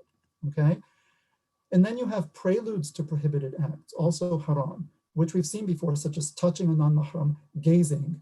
Allah says, yaghuddu min absarihim, let them lower their gazes, khalwa, so on and so forth. These are prohibited because they're preludes to these other acts that are prohibited in and of themselves. And so these are called muharram li ghayrihi, prohibited on account of another, because they lead to that which is prohibited intrinsically, meaning the first category. So this is a category that this Sharia makes. It has a name for male-male intercourse, as a name for female, but when it comes to non-penetrative acts in general, it doesn't systematically distinguish between same-sex and opposite sex, but rather between prohibited and non-prohibited, okay? Some questions that come up, which again, I guess we can probably take these up more in the question and answer. Distinguishing being gay or being queer or something like that, which is the current Western identity paradigm, right? From a different paradigm, which talks about, okay, having, for example, same-sex attractions. Here, you're not amalgamating the three. You're leaving attractions, actions, and identity are separate. And someone usually discovers the attractions. Okay, so I have same-sex attractions. I'm a Muslim first and foremost. That's my identity. I'm a son of Adam or daughter of Adam. I'm a male or a female. I'm a part of the Islamic Ummah of Muhammad sallallahu alaihi wasallam. That's my identity, right? Now, I have or experienced this. I'm not morally responsible for it, so I've not done anything wrong, okay? Actions are a different thing, but this is a very different way of approaching it than just sort of the identity paradigm, which is really the only way most of us know how to think about homosexuality, because that's the only paradigm that's been given to us, okay? Where does homosexuality or same-sex attractions come from? The common notion, okay, we're born gay, someone's born gay. There's no scientific evidence for this. There's been no gay gene that's been found. A major study was published just 2 years ago, synthesizing hundreds of different studies. Scientists basically do not have any idea. And most likely it seems that there could be some type of genetic predisposition to certain behavioral patterns, but then with a substantial, also known through psychological research, which is taboo, on this issue, a number of psychological and environmental factors that usually take place in early childhood, right? Probably some type of combination of these two will lead to a sort of adolescent or adult experience of exclusive or primary same-sex attractions. Can homosexuality be quote unquote cured or overcome? Big question. There does not seem to be evidence that it's very likely or very common that someone who has a strong and persistent sort of same-sex attraction can just flip to a exclusive or predominant opposite sex one, although it may be possible to diminish it, it may be possible to learn to deal with it, learn to control one's actions and behaviors, learn to kind of accept that aspect of oneself and move on and so forth. The psychological models equate homosexual desires with often with childhood traumas, with incomplete kind of gender identification issues and so forth. And to the extent that this is true, again, as Muslims, we don't have to take a definite opinion, position on one or the other as a theological matter, but just to know that the discussions are out there. To the extent that homosexual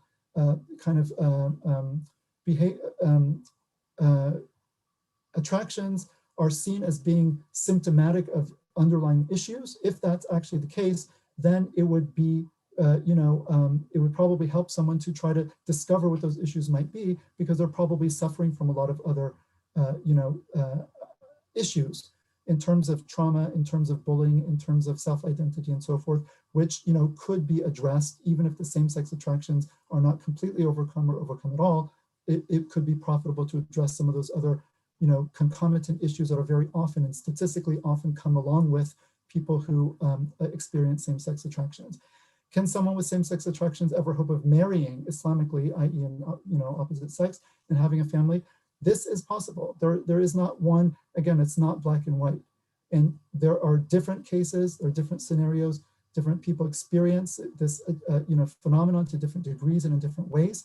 And for some, there might be an absolute rejection and aversion to the opposite sex. Others, there might not be, and it might be more conceivable to actually have a successful marriage, even if one has also attractions for one's own gender and so forth, right? There's a lot of nuance that gets lost mostly in the public discussion because it's become so politicized, but that as Muslims we need to be aware of if we're going to have a mature and a religiously faithful also discussion on this topic, okay? How best to deal with individuals who experience same-sex attractions inside our communities and families. Again, I think the best way is if we just start with our paradigm, Allah's paradigm, the wise paradigm, right? The attractions are one thing. If a person has not chosen them, they are not morally blameworthy. There is no grounds for rejecting a person. There's no grounds for turning a person out, for saying, I'm not going to talk to you anymore if someone comes to you with this. To the contrary, right? This is a very difficult thing for someone to deal with, especially, okay, you're Muslim and you're not in an environment where this is something, acting on this is acceptable and it's a taboo. We don't speak about it much. So if someone actually opens up to you and says, we're very close friends, or you're my brother in Islam, and I have this really deep issue that I've been struggling with, I want to talk to you about it, and they open up to you, that person is being extremely vulnerable, and they're putting themselves on the line because they have no idea how you're going to react, and it's a huge risk. And the worst thing you could do is, get out of here, that's disgusting, whatever, right? That person literally needs to be embraced, literally. Because, again, having read a lot about this topic, almost you can bet your bottom dollar that person was probably somewhat gender nonconforming as a child, was probably bullied the heck out of because of that, probably has dealt with a lot of emotional issues and turmoil for their whole life. Okay, models which see, this as being seated in troubled relationships with a parent of the same gender. The person probably has like a bad relationship with the parent of the same gender, not always, but very, very high, like statistically, it's very often the case, okay? They probably never fully identified as like a boy among other boys or a girl among other girls, which led to other psychological and social issues. So the person's probably been through a whole lot, right? When they come to you opening up this huge kind of dark secret, that's a very vulnerable thing to do. And we need to know that this is not just a simplistic phenomenon. Oh, qawm lut, that's haram, that's disgusting. Of course, the acts themselves, they have the status they have in the Sharia, we're not denying that. But the phenomenon of a person being primarily attracted to his or her own sex instead of the other, this is something that we don't yet understand fully. We're still coming to understand it, but we do know that it's something that people don't in general choose. right? Although now people are experimenting a lot, that's different. But I'm talking about someone who's like just discovered this and is like horrified to discover, and you know, they tried to pray it away and so on and so forth, and it didn't change, and they don't know what to do, right? We need to know how to deal with people sensitively, with compassion, with, you know, principle also, right? And to give them the support that they need, okay? However, we have to distinguish this. This is when someone's coming and they want to live within the deen, right? This is to be distinguished from people who come as an activist and say, no, I'm gay and this is who I am, okay? I've adopted this identity and you need to change the religion, or we need to change the religion. We need to change Allah's command. We need to change our spaces and put a, you know, a rainbow flag up and say all are welcome. And so that, you know, we don't quote unquote stigmatize, again, this is the identity paradigm. Don't stigmatize, you know, sexual minorities within the community by erasing their relationships and not accepting their behavior and so on and so forth, right? You get the whole identity paradigm, which just crams all of this stuff into one thing and then demands sort of a full acceptance on pain of the community being accused of, you know, bigotry, insensitivity, so on and so forth. This is very problematic for the reasons we've said. And so Muslim, you know, and there's a lot of pressure, more and more, including from some people who identify as Muslims, who are starting to push this agenda very heavily onto the community. And the community really needs to be very aware of this and not fall into this type of, you know, pressure that comes with this kind of rhetoric based on that paradigm, which that's one of the reasons why it is so problematic. Also just traps the person within that identity also, and makes their identity very much about sexual desires and affect rather than about other issues. How best to deal with a non-Muslim colleague, classmates, and so on when it comes to this issue. The same way we deal with everybody else in the society who might have beliefs that we consider or that we know to be wrong. People are atheists, they're polytheists, they're, you know, Christians who believe Jesus is God and so forth. We deal with people with, you know, dignity, respect, so on and so forth. We don't therefore, you know, say that we condone or what they actually believe if we know that to be wrong. People engage in all types of, you know, zina and other types of behavior too. We don't approve of their acts. We don't join them in it. We don't normalize it. But when we deal with them as colleagues and classmates, we treat them decently as we would anybody else, as we're commanded to in our religion. And when it comes to people who openly identify as gay or lesbian or queer or something like that, it's the same. We treat them with the same dignity that we would anyone else, the same respect, but it doesn't mean that we, you know, approve or give signs of approving, you know, and there can be issues that maybe we can talk about later, some, you know, details here and there, but that's the general. How can Muslims deal with the cultural and political pressures stemming from this issue in the public square? Again, I think I'll probably stop now, and then we can open it for Q&A. Just a few resources that I'd like to leave you with. There's an excellent article published by Muslim Matters, I believe 2015, maybe 2016. It's called From a Same-Sex Attracted Muslim, Between Denial of Reality and Distortion of Religion. It is written by a brother named Brother Yusuf. He is the moderator of an online anonymous support forum for Muslims, men and women, who experience same-sex attractions, but who are living or endeavoring to live according to the deen of Allah and are accepting Islamic, you know, rulings on same-sex behavior and are struggling to remain faithful to that, you know, but are seeking help to do that.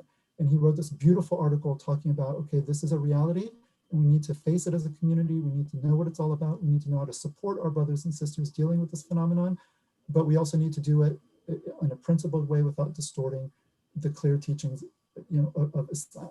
Then there's a podcast that just began last year, A Way Beyond the Rainbow.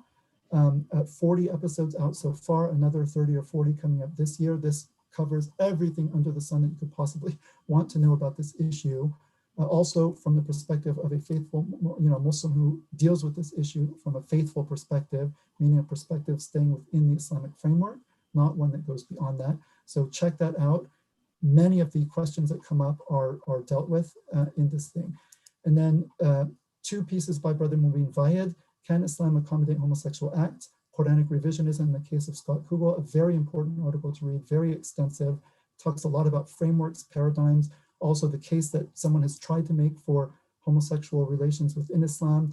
You know, a whole book was written on this, and when you read this, you realize how much kind of dishonesty and deception goes into trying to make those arguments that really play on the assumed ignorance of the readership.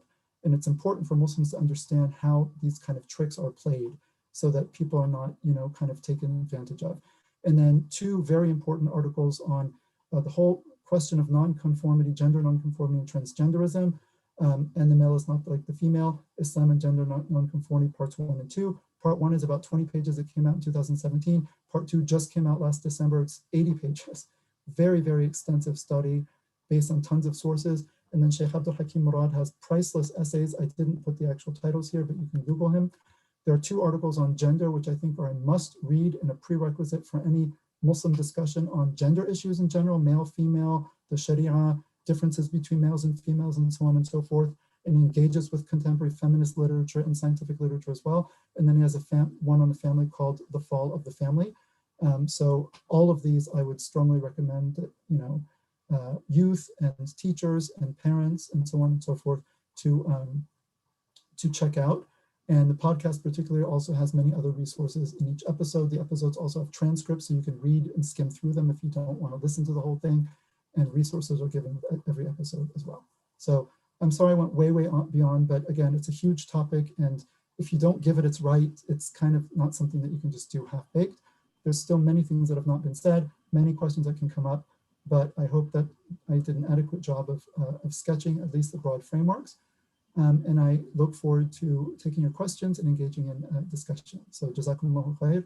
والصلاة والسلام على رسول الله أشرف الأنبياء والمرسلين وعلى آله وصحبه وسلم والسلام عليكم ورحمة الله تعالى وبركاته. All right, Jazakallah khair, Dr. Sharif. We're going to take a quick 5-minute break. Y'all can all get your questions in. If you haven't already, that would be a good time to do so. Get a glass of water, walk around a little bit. And inshallah, we will be back here at 6:15 to do some more Q&A. And yes, thank you so much, Dr. Sharif, for all of the information. It's really important for us to have all of these definitions and know all of the terminology so that we actually know what we're talking about here. That sort of foundational education is really important when discussing these issues. So jazakallah khair, everybody. We will see you back in 5 minutes. And inshallah, we will have the Q&A there. So please submit your questions to the form and see you in a little bit.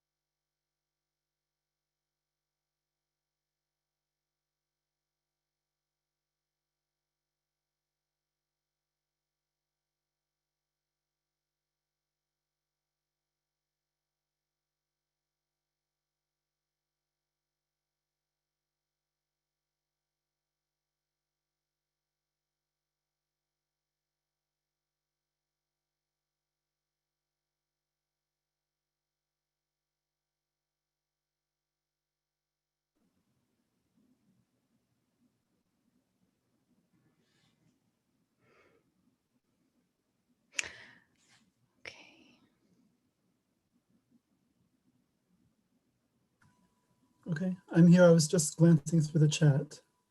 Yes, assalamu alaikum, everybody. Welcome back. Okay, so we have some questions in the chat. Let's see, Dr. Sharif, is there one that you want to take? Well, no, I'm just right now I'm reading, it seems like mostly comments. Were questions posted directly to the chat, or was there a separate forum for questions to be posted? Yes, I can read you a few. So we had some questions come in beforehand, and let me see which ones we haven't actually gotten answers from your talk yet. So one question is, if a Muslim does engage in a homosexual relationship, does that mean that they're automatically going to hellfire? That's one of the questions that we have. So, I mean, engaging in such a relationship is prohibited. If it includes, you know, sexual acts and so forth, those are very serious, particularly the ones that, you know, we've discussed the kind of breakdown of that. However, we don't ever say about any act that a single act or series of acts automatically lands a person in the hellfire. Because in the end of the day, Allah judges a person based on the totality of their life. However, you know, we fear that if someone is committing a major sin and doing so on a consistent basis, that would definitely, you know, that they would definitely run that risk by doing that, particularly since we know, especially if a Muslim dies, this is just a general principle, if a Muslim dies having committed a kabira, specifically a kabira without having repented from it, then that person is, you know, Allah can forgive the person, but can also punish the person. The person can actually go to hellfire for some time to make up, you know, to pay for the sin or sins that were not repented among the major sins, even if they're eventually let out and into paradise. Because as we know, no believer, a person who dies with La ilaha illallah in their heart, will remain forever in the hellfire. This is the position of our theology. But Muslims should not be complacent, because they can go to hell, particularly if they die with a kabira that they have not repented for. So we don't make light of the act, but at the same time, we can't say about a particular act, okay, if you do this particular act, then you die, you will definitely go straight to hell. And it's not just sexual acts. We don't say that about any act in general, because again, people, unless they do the act and die right away and didn't have a chance to repent, I mean, people, always the door of repentance is open. The person can change their life. They can come out of that lifestyle. They can, you know, adopt a different course. They can, you know, repent of their past deeds, and they might end up as one of the greatest of Muslims. I mean, it's entirely possible. So. Okay, I hope that answers whoever asked that question. Another very common thing right now, because we are living in a time where there's a lot of activism going on, a lot of campaigns on social media talking about people's rights and things like that. One person asked this question in the chat, and people have asked this previously, with the LGBTQ movement identifying themselves as a minority, and the Muslim community also identifying itself as a minority. How do you balance rights for one without acknowledging rights for the other, like marriage or the freedom to wear the niqab? So what do we do in this situation? Yeah, I mean, that's a question that comes up a lot, and the way you phrased it is a way that it's normally put out as a very sort of straightforward, simple, seemingly obvious, you know, principle. Well, shouldn't everyone get rights? And isn't it hypocritical to, like, you know, advocate some rights and not others, or rights for some and not others? I think that that's a simplification of the issue. Again, a lot of it has to do with the framing. One has to look at issues on an issue by issue basis, right? Because when it comes to something like, I mean, first of all, the question of gay marriage is not, it's a moot point right now, because the issue has been decided in 2015 with the Obergefell decision by the Supreme Court. So we're not asked, no one's being asked to weigh in on that question anymore, because it's been decided, right? But as a question of principle, before it was passed, and I'd like to just point out to people that, you know, Hillary Clinton and Barack Obama were against gay marriage until like 2012 and 2013, or 2013 and 14 respectively. I forgot which one changed first. I think Obama as soon as his second term started, and then Clinton after. These are Democrats who less than a decade ago were comfortable saying publicly, we believe that marriage is between a man and a woman, right? LGBT communities should have rights that are similar to marriage in X, Y, and Z. They went on and on, but marriage is between a man and a woman, right? Forget about Republicans. These were liberal Democrats, okay?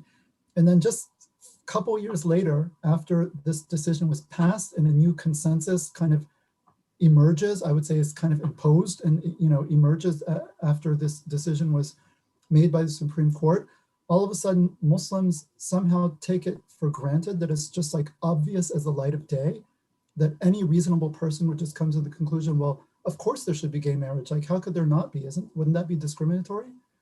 And it's like 10 years ago, no one, I mean, most of the country didn't think that way, right? And 7 years ago, many Democrats didn't think that way, right? So we have to take a step back and look again at the larger issue. What is it that is at stake in this type of question? And back before Obergefell passed, there was a community-wide or nationwide or a culture-wide discussion on issues about what is marriage, right? That's an issue that goes beyond homosexuality, right? What is marriage? Because whether you can have a gay marriage or not, whether that even makes any conceptual sense, it depends on what marriage is. And what marriage is depends on what its function is, if any, and where the function is derived, right? And how people come to a consensus on that. And what is the nature of family? And what is the nature, for example, of things that we've talked about that are very important for us as Muslims and that we would hold are central to human life, like having a mother and a father, and having, you know, parents that you're actually related to, and, right? And the fact that men and women are complementary and different and not interchangeable, and therefore mothers and fathers are not interchangeable, right? There's tons of ethical questions that come up and a lot of deep lying assumptions, 5, 6, 7 major assumptions and presuppositions and moral principles, all of which are contestable, all of which people argue about. But you have to sort of relinquish 5, 6, 7 fundamental commitments that we have and others have had in order for the idea of gay marriage to even make conceptual sense, right? And for the political argument also to be coherent. Because a political argument is one of discrimination. Discrimination means that you should not treat two things differently that should not be treated differently, that there's no reason, there's no good reason to treat differently. That's what it means. Otherwise, we quote unquote discriminate all the time, right? You have to be qualified to get a job. You have to be a certain age in order to drive, you know, so that's age discrimination. But we don't call it that because we all understand that there are perfectly good reasons why a 12-year-old should not be able to drive a car, for example, right? So all I'm saying is that to even come to the point where the issue is conceived of as nothing but a straightforward question of, okay, are you for equality or you're for bigotry or like against treating people equally, right? For it to even be phrased that way and for that to even make sense means that you've already come to the decision that all of the relevant differences that we've talked about throughout this talk, in which I just summarized now a few minutes ago, all of the things that make marriage what it is, has traditionally been, that make the male-female relationship what it has been, that imbues sexuality with the, you know, meaning that it's had, and traditionally that it has in Islam, it presupposes that you've agreed to sort of relinquish all of those and sort of flip your position and change to the opposite view on all of those, such that, yeah, there's nothing left. There are no fundamental, real, you know, significant differences between, say, a heterosexual and a homosexual relationship on any level, such that it then just looks like arbitrary discrimination because the grounds for why you would, or why the law would have an interest, or the country would have an interest in preserving and protecting one type of, you know, family over another definition of family, right? Those grounds have been removed. And then it's just presented as a case of, you know, discrimination, unjustified, based on nothing but, again, buzzwords come, bigotry, hatred, animus, blah, blah, all of this other stuff, right? So for Muslims not to understand that that's the kind of game that's being played, and that's the rhetorical move that's being made, and to just jump onto these simplistic arguments of like rights and equality and they're a minority and we're a minority and this and that, that's, you know, that's a very superficial way to approach it. That's my opinion, right?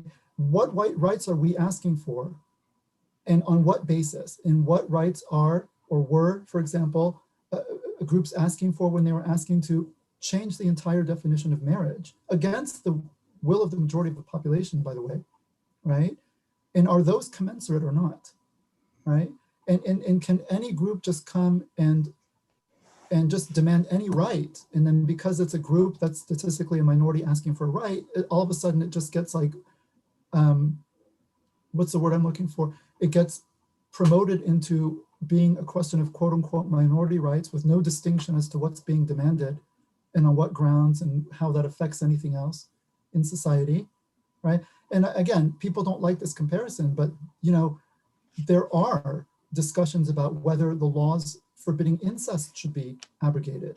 Because the idea is, well, that's a moral law, it comes from Christianity, it's just a taboo, there's no reason, the secular state has no business, you know, telling consenting adults what they want to do in their own bedrooms. Same arguments that were made back before when they were challenging laws against homosexual behavior, same thing. Because those used to be prohibited too on the grounds that they were immoral and therefore shouldn't be tolerated in society because it would have bad moral effects if they became acceptable and widespread. And now when it comes to incest, so people say, well, okay, but there's birth defects. All right, well, what if they're both sterile? Now that we have gay marriage, what if it's two brothers or two sisters? You don't have that issue.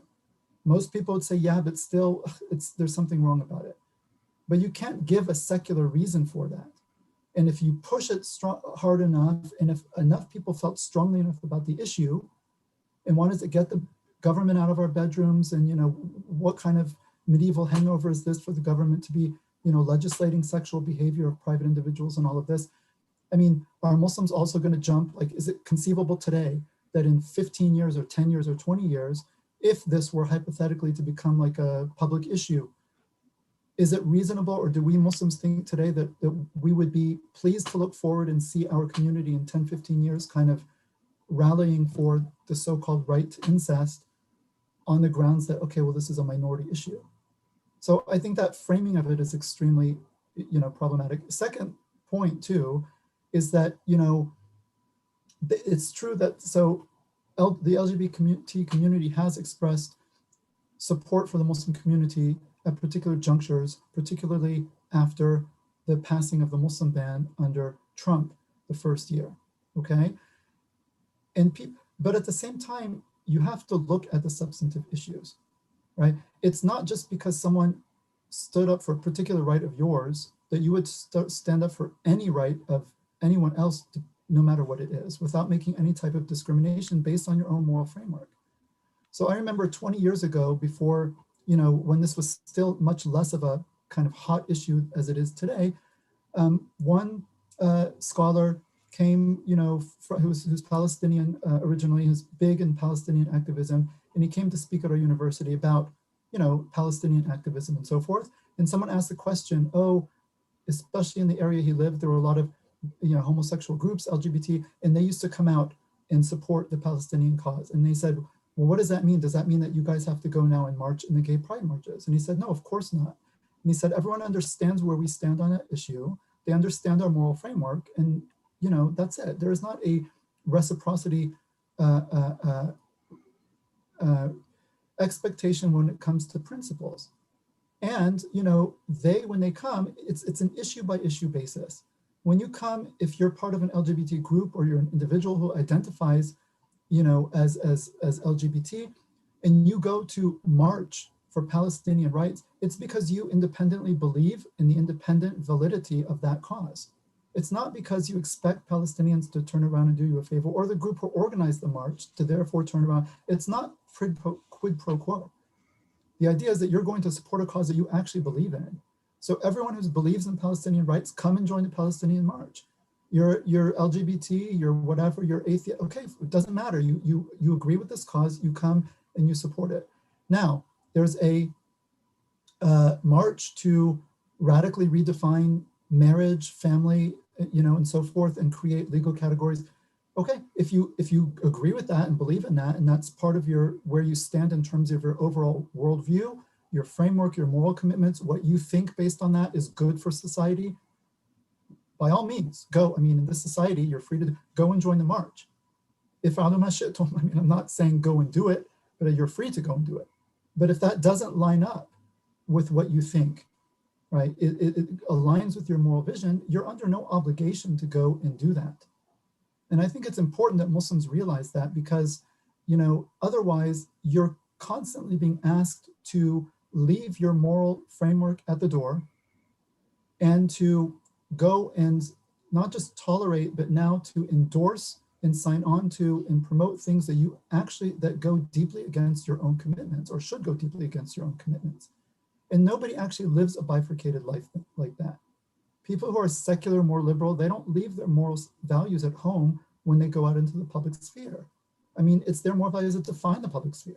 And they're constantly trying to enact legislation in order to align with that particular vision of the human being, that particular vision of society, that particular vision of morality, all of which is very secularized and individualistic and so forth, right? They don't leave their moral commitments at the door. They go out and act in the public sphere based on those commitments. And it doesn't make sense, and it's not fair to ask religious people, just because they have a religious worldview, that they alone should leave their commitments at the door and act in a completely different way in the public realm. So I'll just end by saying, you think of an issue that's clear cut for you, that you don't think Muslims should ever sign on to, no matter who's calling for it, because it just is too violative of our moral principles. And then you think of an issue that's ambiguous, and you try to figure out whether, if the issue of LGBTs, for example, marriage, is ambiguous for you right now, is it due to something intrinsic to the issue? Because it was not ambiguous to any Muslim half a decade ago, let alone a decade ago. Or is it ambiguous just because the political climate around us has changed, and therefore it's just less, it's less comfortable and more inconvenient for us to sort of express an opinion which has now come to be seen as unpopular. Right. And if that's the case, then I think we also have to ask, as a Muslim community who's defined by our principles and our values, if that's an appropriate criterion to use when we are articulating our positions. Mm-hmm. Okay, thank you so much for that answer. Let's go to the next question. I think this is definitely from a parent. Their child is in high school, and they say, I see in Muslim high school kids, they understand and believe that acting out one's gay tendencies is a sin. They know and understand and believe this. At the same time, when they see someone come out or in a same-sex relationship, they make comments like, I'm happy for them that they're happy. How do we as parents reconcile these two different things we see in our kids? What are we supposed to say to them when they make these comments? How do we as Muslims advise our kids about having gay or gender fluid friends? My daughter thinks it's okay to be friends with a gay boy because he's safe. Yeah. Well, so for the first question, I think that, maybe have them, watch this presentation or go through the concepts with them, right? Because the idea is that again, it's hard to grasp this because we live in a very relativistic culture, right? Where there is no truth, essentially, except, obviously there is truth on certain issues that are relevant to people, in which case, there no kind of dissent is really tolerated. But the idea is that a lot of these issues that we might care about, there's considered to be no truth on. And so we have to realize that we are not relativistic in that sense. Allah says in the Quran, La ikraha fi din, there is no compulsion in religion. You cannot force any other person to become a Muslim, right? That's always how that verse has been understood. But then Allah goes on to say immediately after in the same verse, فَقَدْ تَبَيَّنَ الرُّشْدُ مِنَ الْغَيِّ, because right guidance stands out clearly now from error. So there is right guidance and there's error, there's right and there's wrong, there's truth and there's falsehood. And that's absolutely fundamental. We are Muslims because we hold Islam to be true. That is why we're Muslims. It should be why. Maybe if we're just Muslims out of taqleed, because our parents are Muslim and our community are Muslim, and we could have easily have been born into any other community and would be happy following the religion of that community, that's not sufficient. That is not why we're Muslim. We're Muslim because we have grounds to hold and to believe, and we do hold and believe that Islam is actually true. And if that's the case, then we know that Allah it's something that's directed to all of human beings, all humanity from the time of the Prophet Muhammad, peace be upon him, until the day of judgment. This is a universal call to every human being. And it's our job to, represent that and to, call people to that in the appropriate ways and so forth. And we know, again, as we said before, that Allah is the one who legislates. He's the one who commands and prohibits. And he does so based on his knowledge, his wisdom, his mercy, right? For his creatures and his concern for our well-being, both in this life and in the next life. So any action that Allah has prohibited, especially one that he's prohibited strictly and rigorously and has defined as something very grave, right? Is something that we, if we are really are Muslims, then we would know that this is not something that is going to lead to that person's benefit, either in this world or in the next world, right? They are going down a path that is not going to lead them to a good end. And therefore, to be happy for someone to have found a path that is leading them towards a bad end is inconsistent. How could you be happy for a person if they say, there was an academic list, it's kind of defunct now for, and I'll just say self-identifying Muslims who are in the academy, many of whom, especially in Islamic studies, are, disaster cases. But anyway, that's a different, topic. But there was one person on that list who actually apostatized from Islam and converted to Christianity and said on the list, I've left Islam and I've, become, and there were other Muslims, and I'll put it in quote, like self-identifying Muslim, actually congratulating this person. I mean, I'm just taking it to the logical conclusion. Oh, we're so happy for you. You found what works for you. You found your spiritual home, blah, blah, blah. Right? I mean, what is this? Like that this is not, this is not imaginable that anyone who understands what basic Islamic Aqidah entails could say that, right? That makes no sense whatsoever. So I would say that our youth who are saying things like this, are probably, at least until now, they are taking Islam more as an identity than as a religion. Or if they take it as a religion for them means a private, personal, affective thing that is tied to your background and community, and not something that is, and it is those things, right? But it's much more than that. They're not understanding it yet as something that is an actual affirmation of truth.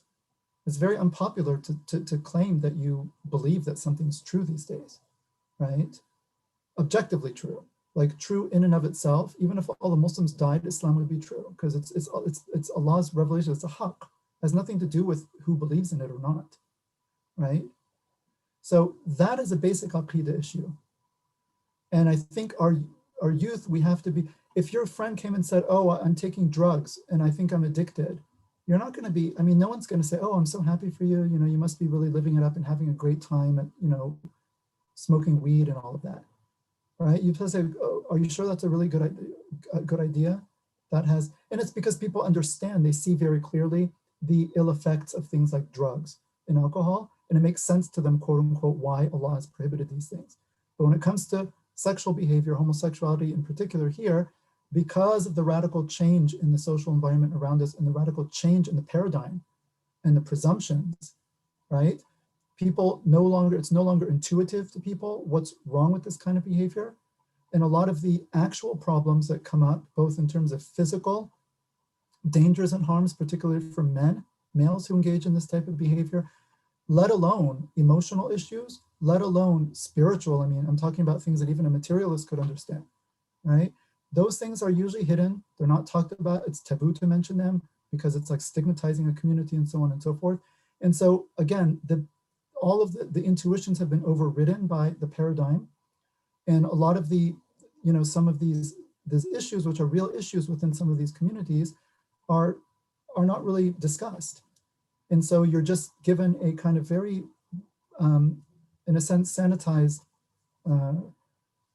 idea of what it means to kind of live this type of lifestyle. Again, especially for males, because there's an extremely high rate of promiscuity among, gay males or gay identifying males. Very, very high. If you look at statistics, it's like very, very high, right? And there's a lot of like going from one to the next and so forth. And like that's just not healthy. Even if it were opposite sex, I mean, no one would accept that type of behavior as being something normal or healthy. But now we have like a gay exceptionalism. When it comes to homosexuality, you're not allowed to say anything because now that's a person's identity and you're being homophobic and this and that. And even to point out like objective facts about X, Y, or Z is considered off limits. So.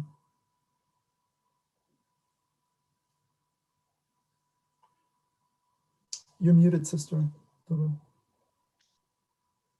Okay. What I was saying is thank you so much for answering that question. I hope that person got that answered adequately. And let's go to something that's a little more practical. Someone asked, am I supposed to call someone by their preferred pronouns, or if they have a different name, like a feminine name, but they are male, should they call them by that name? So yeah, that's a very difficult question. I'm not sure I have a definitive answer. By doing so, you're kind of conceding the point that, oh, so-and-so really is a male, or really is a female, when according to the Sharia, they're not. Like, you can't actually change your gender. You can mimic the opposite sex through hormone treatment or, physically through your body, but you're not actually now a female, right? So for us, when they say trans women are women, they're not according to the Sharia, right? So by kind of agreeing to use the pronoun, and you're sort of conceding that, okay, now you actually are a female, and that has implications. So like from a strictly just like logical position, one would want to say no, but socially speaking, like that's very tricky because people do like identify, again, identity has come to be conflated with these types of issues. And so someone can feel extremely offended and like, devaluated or whatever if you don't respect the pronoun that they've chosen. And it can also get you into actual like, trouble in workplaces and so forth, because, and even I think New York City, even in public, like to mispronounce someone is now considered a crime, right? So, I mean, pragmatically speaking, I would probably just counsel someone to be, on a case-by-case basis, be pragmatic in the way one is able to interact with others in a way that is respectful of them without causing undue offense. But at the same time, realizing that it's also not just innocent, so to speak, metaphysically speaking, to just kind of play with language like that. Or to speak, and one thing that I would, where do you draw the line? Like now they'll start saying things like pregnant people, because the idea is, well, trans women are women, trans women are biologically males. So not all women menstruate, because not all women have a vagina, that type of thing, because trans women are women. And so you can't say women who menstruate or women when they're menstruating, you're supposed to say menstruating people or people with penises, because not all men have a penis and not everyone with a penis is a woman. I mean, like I've actually read and heard this before. It's out there. And Harvard University put out like a guideline for sensitivity in the workplace. And they showed a man, they showed a woman, and then they showed a face of a man with a beard and everything, and then pregnant, right? And so this is now being normalized that, men can give birth. And of course we cannot, this is absurd. It's not true. And this is like, George Orwell. I mean, this is Orwellian to talk about, men on their periods and he just gave birth to a baby. I mean, this is not something 10 years ago, these phrases had never been spoken before in human language by anybody, right? And so this is a sense of, this is falsehood. This is using language to speak falsehood. And I think that Muslims should definitely avoid saying things like that, because we can't concede that that's the case. I mean, that we can't, and we don't. And the Sharia doesn't either, right? I mean, if you're a biological male, you're a male in the Sharia. And if you're a biological female, you're a female. You can't change gender and have the laws and the rulings of the other sex applied to you.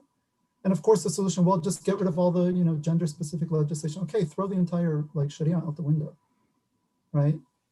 So it's, one has to be, my suggestion would be on a case-by-case basis, try to deal with other people sensitively, especially on a personal level, like by using if they say, this is my name and this is my pronoun, especially if they kind of like already look very much like the sex that they're transitioning to. Okay, you're not responsible for that. The person looks like a female, goes by female name, asks to be called she. Khalas, I mean, that's not really your issue, right? Or vice versa. But again, when it comes to more generic statements that entail a commitment to sort of metaphysical premises, like gender really is just in your head and nothing else, and therefore men can get pregnant and so on and so forth, and women can impregnate others. I mean, this is a whole different level, and it's not reasonable that people should be expected to conform with this, in my opinion. At the same time, the presuppositions of the opposite paradigm, if you take them seriously, well then, for them, they'll say, well, it's a slippery slope. I mean, if you're allowed to, speak insensitively here, then why not there? And if you're going to respect a person's pronoun, then also don't exclude them by speaking about only women getting pregnant, because there are men who can, people who identify as men or are men, right? If you accept that identifying as a man actually makes you a man, who can get pregnant too. So you're being exclusionary by speaking about pregnant women. But what does it mean to say that human language now has to be excised of a phrase as obvious and universal as pregnant women? I mean, in this discussion, this culture is not allowing us to have, because you're not allowed to engage sort of metaphysical and deep ethical questions like that. Everything has been exchanged for a kind of superficial, discourse of rights and minorities and discrimination and all of that, which is on steroids, way beyond, it's going to self-destruct. I don't know when, but it's anything based on falsehood to that degree cannot maintain itself for very long. That's the way I see it. Wallahu a'lam. Okay. Let's go to another question. This is more about sexuality. How to positively handle our children's sexual curiosity and potential teenage lust, especially with peer pressure / hypersexualized entertainment, media, and internet's easy access to pornographic content. Yeah, I mean, I asked the same question. I have teenagers. It's very difficult. I think that one, to be brief, one has to instill a moral Islamic aqidah, proper aqidah, and morals and ethics and adab and so forth from an early age as strongly as one can, hopefully so that the child has a strong basis, a strong moral basis, where they will understand the dangers of these things and will be amenable to environments and so forth that will help them steer clear of that type of danger. Number two, it's important to have a good home environment, an environment based on deen, meaning deen also not just formalistically, but in terms of the way family members treat each other with kindness, compassion, respect, so on and so forth, where there's deep love of Allah and His Messenger, sallallahu alaihi wasallam, right, in an attempt at connection and so forth, so that the children feel that they have a home in their home and they're not alienated from it. The more alienated children feel, the more open they are to others, okay? I think it's also important to have strong sub-communities of like-minded Muslim families, right? And they're there, of course, Muslim families are there, but they really need to come together to try to say, okay, we will, especially if they have kids, who are similar in age, to really make those other kids their play dates and so forth. And if at all possible, I mean, if one can sort of control the circle of friends enough, then you can even make collective policies on things like technology. Like none of our kids have a cell phone until they're X years old. And because they're all just friends with each other, mostly none of them feels particularly deprived, because all of their other immediate friends don't really have it either. So they're not like really left out. That's a tougher call. When it comes to the instruments themselves, I mean, you've got to put protections on there. Pornography is extremely dangerous. It's extremely devious. It's extremely destructive, morally, spiritually, and has so many, and it's highly addictive, especially for boys. And I think it's just, it's really cruel to leave a child, anyone, but especially someone whose capacities for moral decision-making and stuff are, as we know scientifically, are still developing through the teenage years, right? It's really cruel to leave them, especially a young boy, alone with a device where all he has to do is type in SEX go, and just, there's just no limit to what's there, right? And this is something that's completely unnatural. It's totally artificial, never existed before in human society. The camera was created in 1839. Before that, you had no photographs. People could draw pictures of things, and we have like, erotic art from before that period. But this was very rare and not very realistic and this and that. But to actually be able to photograph another human being in particular sexual acts, this is something probably most human beings never saw throughout their entire lives, throughout all of history, because you would never have seen that unless someone were doing it in front of your eyes, which no one would really do. Okay, the fact that you have people producing porn in front of a camera and then that's mass distributed, this is completely unprecedented and artificial. And our brains are, whether you take it from a religious perspective or an evolutionary, materialistic, whatever perspective, our brains were not made to be able to handle that type of sexual stimulus that strong, that easily available, and it wreaks havoc on our brains, it wreaks havoc on our emotional lives, it wreaks havoc on our moral standing, right? But even physiologically, and especially for men, right? Pornography addiction is a real thing, and it's very destructive, and it destroys families, it destroys marriages, it destroys men's sexuality. They can no longer get aroused except through extreme input because they're so used to seeing such graphic material all the time. There are men who, when they're with women, they can't perform unless they have porn going on behind the bed, looking at it. This is a disaster, right? So people, whatever, don't be a prude. No, this is very serious. And the people who thought it was a brilliant idea in the 60s to just open the gates and allow all of this stuff, may they pay the price for what they've done, because they've really unleashed a very destructive and evil force upon the world. And this is what happens when men think they're God, right? We don't need God. We throw God out the window. We don't care what religion says. We don't care no constraints. We do whatever, we make the laws. We want pornography, child pornography, no problem, right? And that's exactly what happened when in 2015, people said, okay, let's just change marriage. Who cares what it's meant throughout all of history and every other legal system and religious system? Let's just make it two men, why not? People playing God, right? And when you play with fire like that, you're going to get burned. And so we have to be very careful of things like that. We also have to make sure our children understand these things. So that would be my advice. Okay, Jazakallah khair for that. And I think it's gotten to the point, it's 6:53. So we're going to bring this session now to an end. Inshallah, maybe we can possibly do a follow-up. We will let you guys know if you want to discuss this more, we can possibly do a follow-up session in the future. Inshallah, if Dr. Sharif would like to, Sure. share his knowledge again with us. So yes, thank you so much, everybody, for coming. And inshallah, take care, and please give us your feedback. Thank you so much so far for everyone who has given us their feedback. And we really appreciate it. We really appreciate you guys attending. Everyone who came together and made this possible, Jazakallah khair for your efforts. May Allah reward you for that. And trivia, yes. Sister. Oh yes, we have trivia. We have trivia that we were going to do. So I'm gonna have to sign out because I have to run to another. Yes, of course. Sure. So, Jazakumullah khair again. Thank you for hosting me. It was a pleasure to be with all of you. Whatever I said of good is from Allah subhanahu wa ta'ala. May you put benefit in it. Anything that I said that was wrong or incorrect or offensive, it is from myself and from the shaitan. I ask Allah first and foremost, and then I ask you to forgive me for that. And I pray that Allah keep us all firm on His deen, that He protect our children, that He protect our families, Ameen, inshallah, they Ameen. allow us to be beacons of light, beacons of guidance, and beacons of sanity in a world that has lost its bearings.